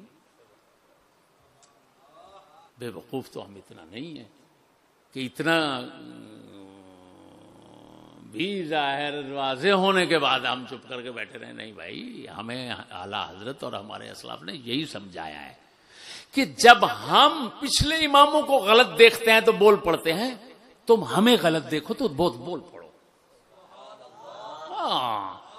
وہ بھرا پڑا ہے فتاوی رضویہ، ابن حمام نے یہ کہا اور میں یہ کہتا ہوں، شامی نے یہ کہا اور میں یہ کہتا ہوں، فلاں رہ گیا میں یہ کہتا ہوں، فلاں یہ تو چلتا ہے. اور پھر کیا کہتے ہیں؟ تطفل. فرماتے ہیں یہ میں بچپنا اپنا ان کے سامنے ظاہر کرتا ہوں، یعنی ادب کرتے ہوئے تطفل. تو میں بھی کہتا ہوں حضور، میں بھی آپ کے قدموں میں بیٹھ کر تطفل کر رہا ہوں. امامت آپ کو، کوئی شک نہیں، امامت آپ کی، عظمت آپ کی، کرامت آپ کی، لیکن ہم اپنا بچپنا بھی آپ کے ساتھ ظاہر کر سکتے ہیں، جس طرح کہ آپ اپنا بچپنا پچھلوں کے سامنے ظاہر کرتے ہیں. بڑا ہی کتے کا بچہ ہوگا جو کہے اعلیٰ حضرت کا گستاخ فلان، لکھ لعنت تمہارے پیدا ہونے پر. نہ تمہیں گستاخی کا پتہ ہے، نہ تمہیں بے ادبی کا پتہ ہے، نہ کوئی دین کا پتہ ہے، نہ کوئی مذہب کا پتہ ہے، صرف کتے کی طرح بھونکنے کا پتہ ہے. ہاں، یہ تمہاری عظمت ہے. سلام بھائی، سلام.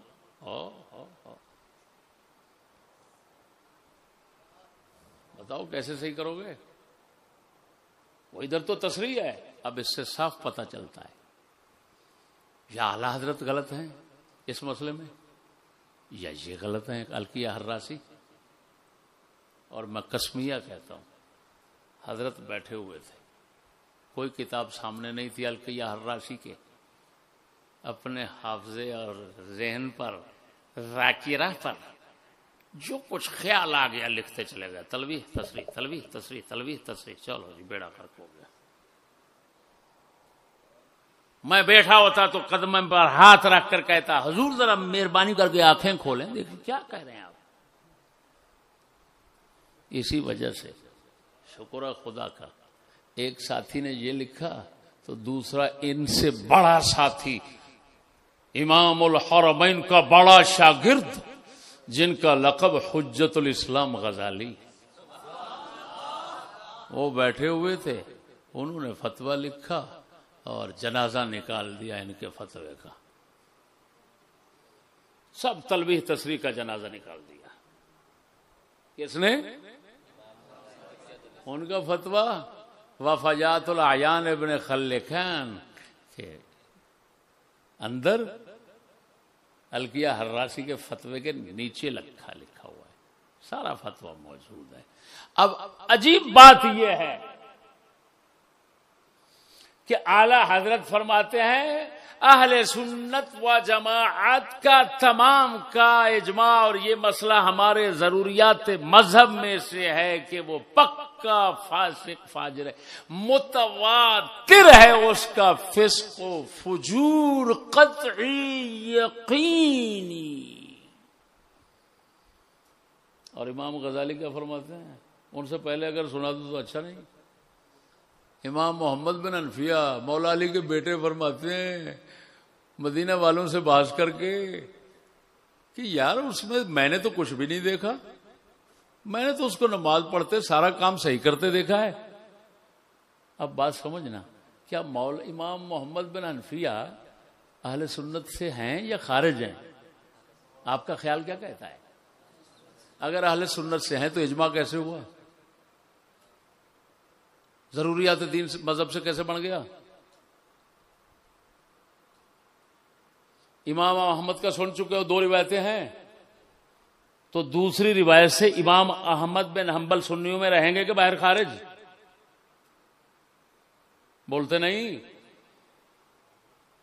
اللہ اکبر. اور پھر امام غزالی یہ کیا کہہ رہے ہیں؟ دیکھو فتویٰ کبھار. اللہ اکبر.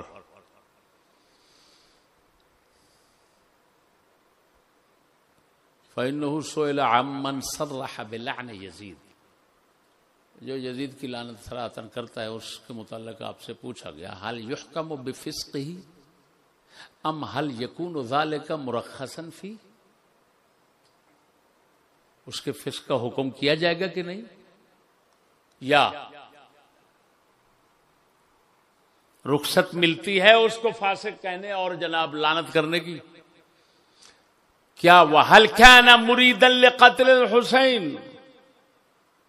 کیا وہ قتل حسین کا ارادہ رکھتا تھا، یا اس کا ارادہ صرف دفاع تھا کہ حسین کو عراق کا حاکم نہ بننے دوں، اور قتل نہیں تھا. یہ پوچھا جاتا ہے. اور اگلے لفظ بھی سنو، وَهَلْ يَسُوغُ التَّرَحُّمُ عَلَيْهِ أَمِ السُّكُوتُ عَنْهُ أَفْضَلُ. کیا اس کو رحمت اللہ علیہ کہنا جائز ہے، اس پر رحم کی دعا کرنا جائز، یا چپ رہنا افضل؟ فَأَجَابَ. امام غزالی جواب دیتے ہیں، فرماتے ہیں لا يجوز لعن المسلم اصلا. مسلمان پر لعنت کرنا قطعاً جائز نہیں.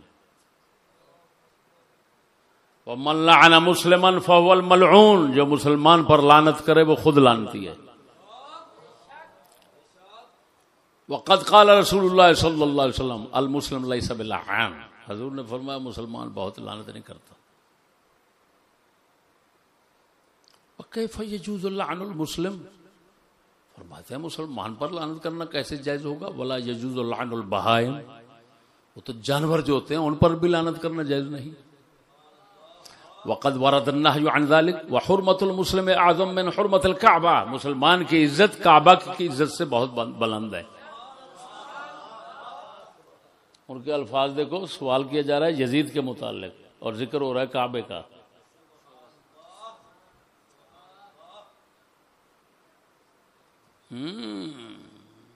بہت کچھ چھپایا ہوا ہے. اللہ کے فضل سے ظاہر کرنا ہمارا کام ہے. یہ سارا وَيَزِيد صح اسلامہ. یزید کا اسلام صحیح ہے. وما صح قتلہ الحسین. اور حسین کو قتل کرنا اس کا صحیح نہیں، اس سے صحیح ثابت نہیں.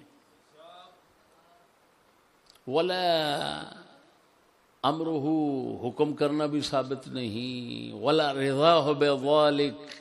راضی ہونا بھی ثابت نہیں. ومہما لم یصح ذلک منہ لا یجوز ان یظن ذلک بہ. جب یہ سب کچھ صحیح نہیں ہے تو گمان رکھنے کا کیا معنی کہ ایسا کیا اس نے، ایسا کیا ایسا کیا، یہ گمان کیوں کر رہے ہو؟ کیوں؟ فإن اساءة الظن بالمسلم ايضا حرام. مسلمان کے ساتھ بدگمانی بھی حرام ہے.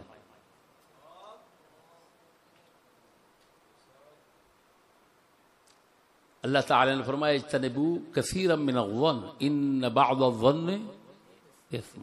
بہت سی بدگمانیوں سے بچو، بہت سی بدگمانیاں گناہ ہیں. قال النبی صلی اللہ علیہ وسلم. حضور صلی اللہ علیہ وسلم نے فرمایا ان اللہ حرم من المسلم دمه وماله وعرضه وان يظن به ظن السوء.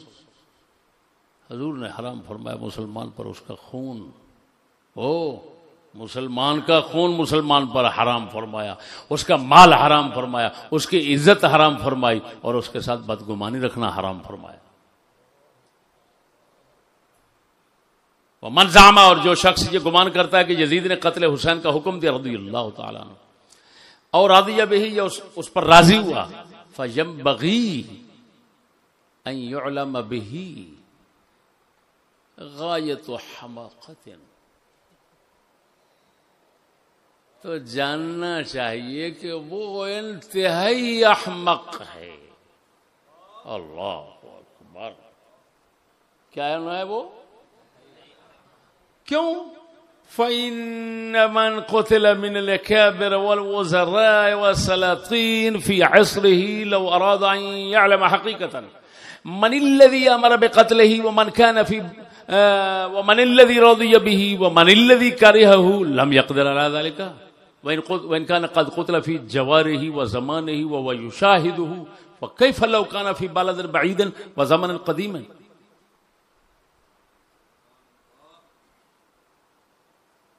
فرماتے ہیں یہ بڑا احمق کیوں ہے کہ اگر اس کے شہر میں کوئی وزیر قتل ہو، کوئی بادشاہ قتل ہو، کوئی بڑا بندہ قتل ہو،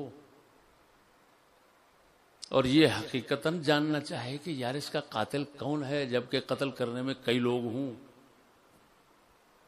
لڑائی ہو رہی ہو، لڑائی میں حملہ ہو گیا، تو اس کو اگرچہ یہ دیکھ بھی رہا ہو، اس کو قطعاً یقیناً معلوم، قطعی طور پر معلوم نہیں ہو سکتا کہ کون قاتل ہے. یہ تو اپنے شہر والوں کے متعلق یقینی طور پر نہیں جانتا، تو اتنے زمانہ پہلے جو ہوا اس کے متعلق یہ فیصلہ دے رہا ہے، اس سے بڑا احمق کون ہوگا؟ 4 صدیاں گزر گئیں، فکیف یعلم، ان کے دور میں فکیف یعلم ذلك في من قضى عليه قريب من 400 سنة في مكان بعيد وقد تطرق التعصب في الواقعة، جبکہ اس واقعہ میں تعصب بہت راستہ نکال کر داخل ہو چکا ہے، یعنی بہت سے متعصبین لوگ پیدا ہو گئے ہیں. فکثرت فيها الاحاديث من الجوانب، ادھر سے باتیں اور ہیں، ادھر سے باتیں اور ہیں، ادھر سے باتیں اور ہیں، باتیں نہیں مل رہی. فہذا امر لا تعرف حقیقته اصلا، یہ کس نے قتل کیا امام عالی مقام کو، قطعی طور پر یہ فیصلہ کیا ہی نہیں جا سکتا.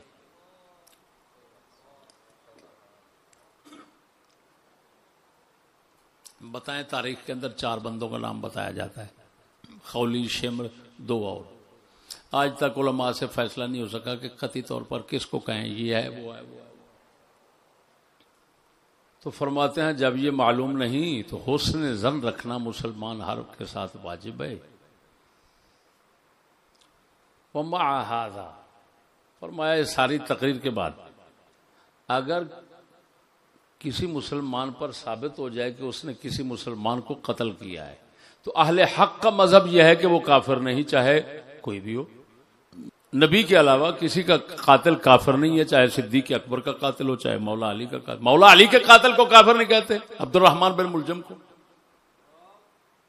تمہارا مذہب ہے، وہ بد مذہب تھا، گمراہ تھا، بس اس سے زائد نہیں چلتے. تو مولا علی کا قاتل جو ہے وہ گمراہ ہے، کافر نہیں. تو یزید مولا حسین کا قاتل جو ہے وہ کیوں بن گیا کافر بھائی؟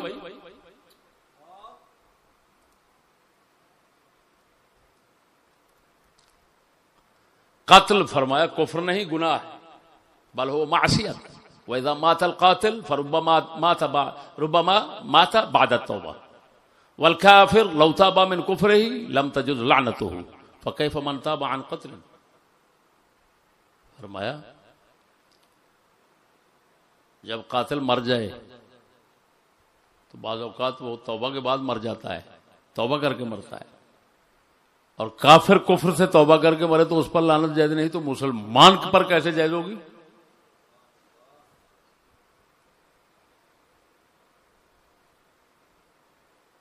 پھر کیسے یہ معلوم ہوا کہ قاتل حسین توبہ سے پہلے مر گیا، توبہ اس نے نہیں کی؟ یہ تمہیں کیسے معلوم ہوا؟ قرآن فرما رہا ہے وَهُوَ الَّذِي يَقْبَلُ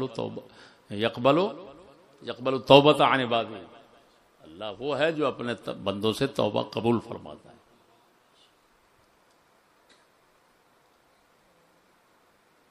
فَإِذَن، تو اب فرمایا نتیجہ جو نکلا کہ کوئی بھی مسلمان مرے تو اس پر لعنت جائز نہیں، اور جو اس پر لعنت کرے گا وہ خود فاسق عاصی ہوگا، اللہ تعالی کا نافرمان ہوگا.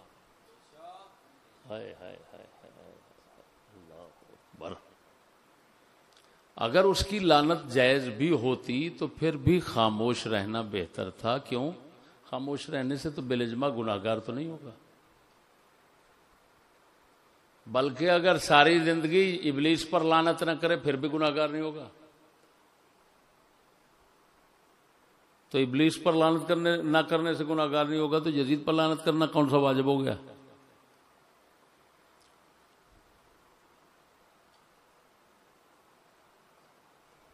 آخر میں جو لفظ ہیں جو اعلی حضرت کے سراسر خلاف جا رہے ہیں وہ ہیں امت ترحم علیہ فهو جائز، اس پر رحمت بھیجنا، اس کی بخشش کی دعائیں کرنا یہ بالکل جائز، بل ہوا مستحب، یہ مستحب ہے. بل ہوا داخل فی قولنا فی کل صلاۃ، جب ہم روزانہ نماز پڑھتے ہیں اور کہتے ہیں اللہم اغفر للمؤمنین والمؤمنات ربنا اغفر لی ولوالدی وللمؤمنین یوم، فرماتے ہیں یہ جو ہم دعا مانگ رہے ہیں اس دعا میں یزید شامل ہوتا ہے. کیوں؟ وہ فاسق ہے، زیادہ سے زیادہ فرمایا یہی ہے، فاسق ہے. تو مومن فاسق تو اس کے لیے تو بخشش کی دعا مانگ رہے ہیں تو داخل ہوگا.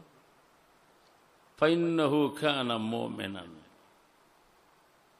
وَاللَّهُ أَعْلَمُ كَتَبَهُ الْغَزَالِي، نیچے لکھا ہوا ہے، اس فتوے کو غزالی نے لکھا ہے.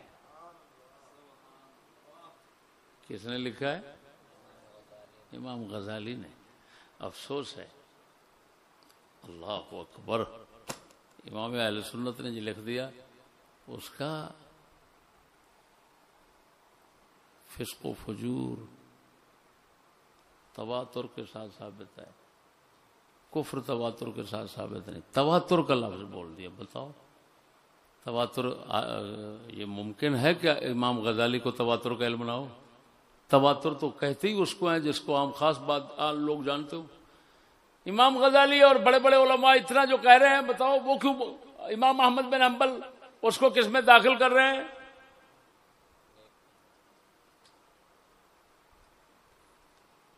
اب یہاں پر جو شرح ہے نا اس کی حافظ سعادت المتقین میں تفتازانی کا خاص رد کیا انہوں نے یہ بات لکھنے پر کہ یزید کافر، ہم لعنت بیچتے ہیں اس کے مددگاروں پر، فلان پر اور کافر ہے، فلان ہے.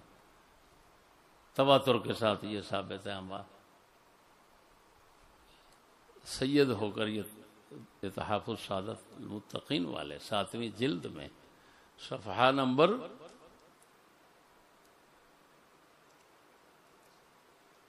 یہ پرانا مصری چھاپا جو اس میں صفحہ نمبر 488 پہ، اللہ اکبر، اور صفحہ نمبر 499 پہ بڑی شد و مد کے ساتھ لکھا ہے رد.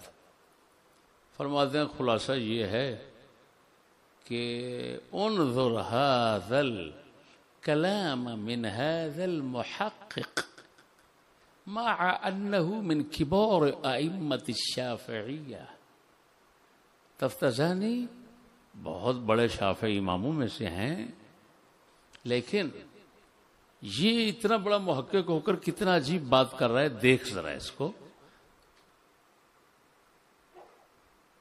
وقواعد مذهبه تقتضی عدم اللعن، حالانکہ مذہب شافعیہ جو ہے ان کے قواعد یہ بتاتے ہیں کہ لعن جائز نہیں، اور یہ زور سے سینہ زوری کے ساتھ لعنت کر رہے ہیں. ذرا دیکھ تو صحیح. وَلَكِنَّهُ رُبِّيَ فِي بِلَادِ الْعَجَمِ.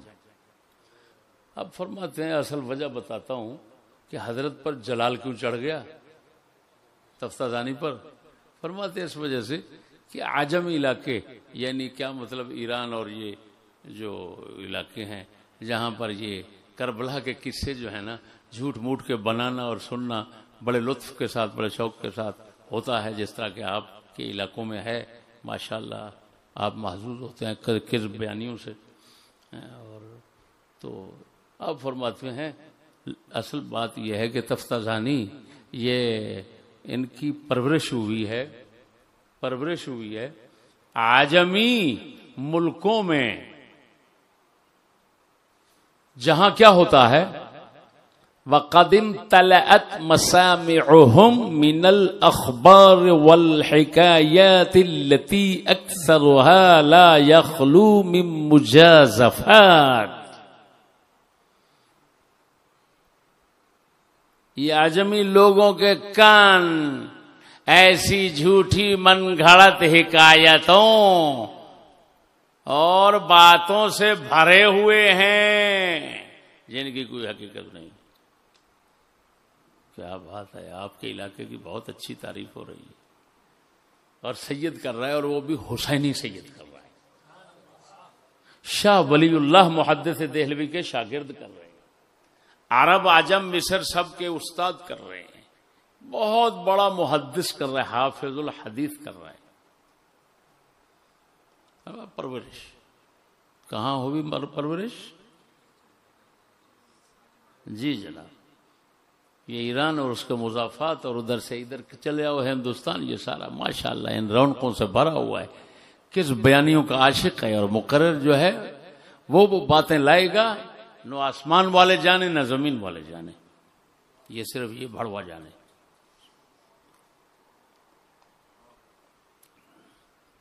فرماتے ہیں لا یخلو من مجازفات،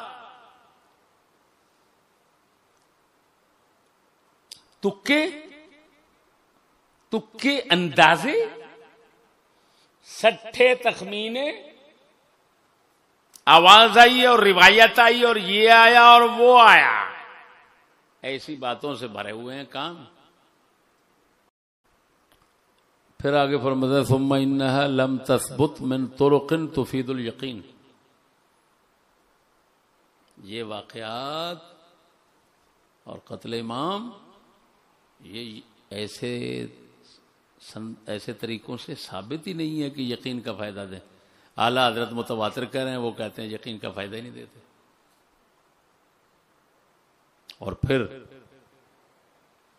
آگے فرماتے ہیں فقال ما قال، تفتازانی کہہ گئے جو کچھ کہہ گئے، وخالف مقتضی مذہبی، اور جو مذہب کا تقاضا تھا اس کو اپنے مذہب کو چھوڑ گئے، مخالفت کی اس کی، اور ولم یبالِ، پرواہ نہیں کی. وَإِلَى مِثْلِهِ الْإِشَارَةِ بِقَوْلِ صَاحِبِ بَدْءِ الْأَمَالِ، جو ان سے باتیں تفتازانی سے نکلی، ایسے ہی باتوں کو دیکھ کر اشارہ کیا بدء الامالی والے امام سراج الدین اوشی رضی اللہ تعالیٰ نے، جن کی میراث میں کتاب دنیا میں پڑھائی جاتی ہے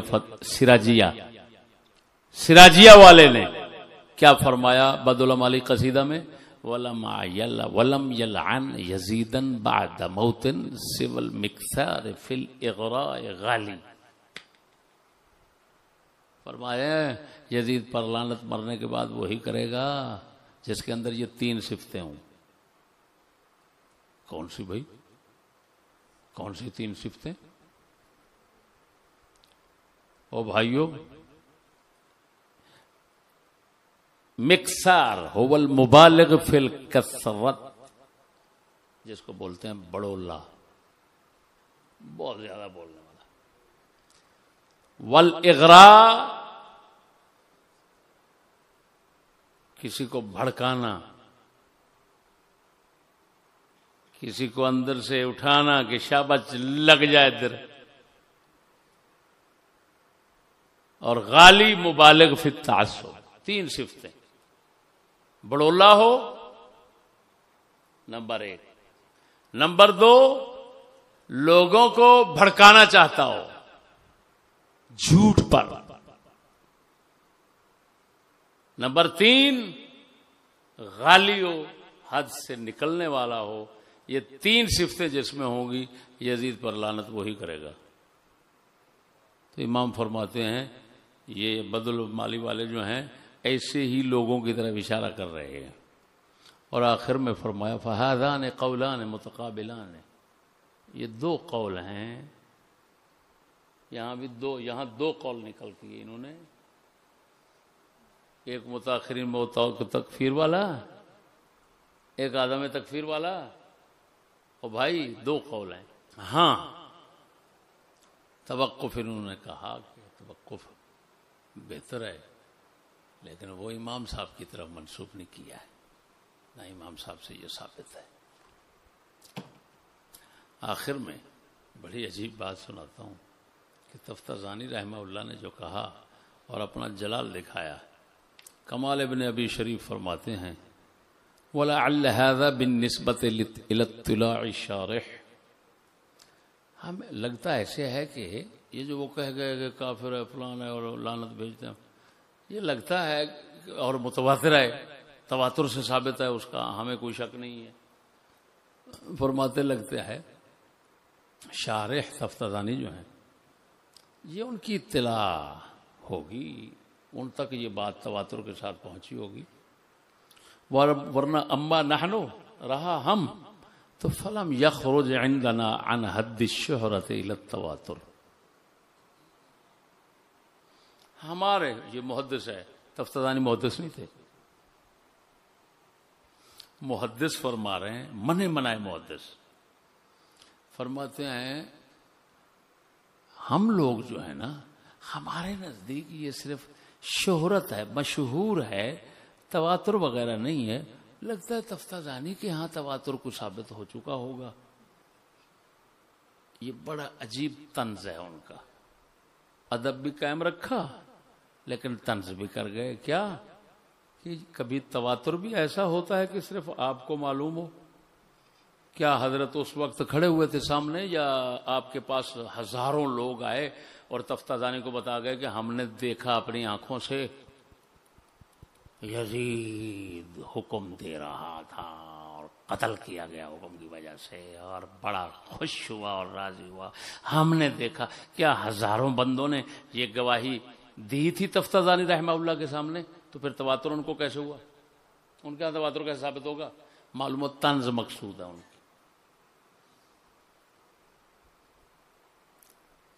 تو حضرت جس طرح کے مجازفات سے کام لیا اور اپنا قاعدہ مذہب سب کو چھوڑ دیا، تفتزانی رحمہ اللہ نے اسی طرح نے اعلیٰ حضرت نے یہاں کیا۔ حقیقت یہی ہے جو ہم نے سمجھا دی، اگر غلط ہے تو خدا پاک معاف فرمائے، اگر صحیح ہے تو ہماری قبول فرمائے۔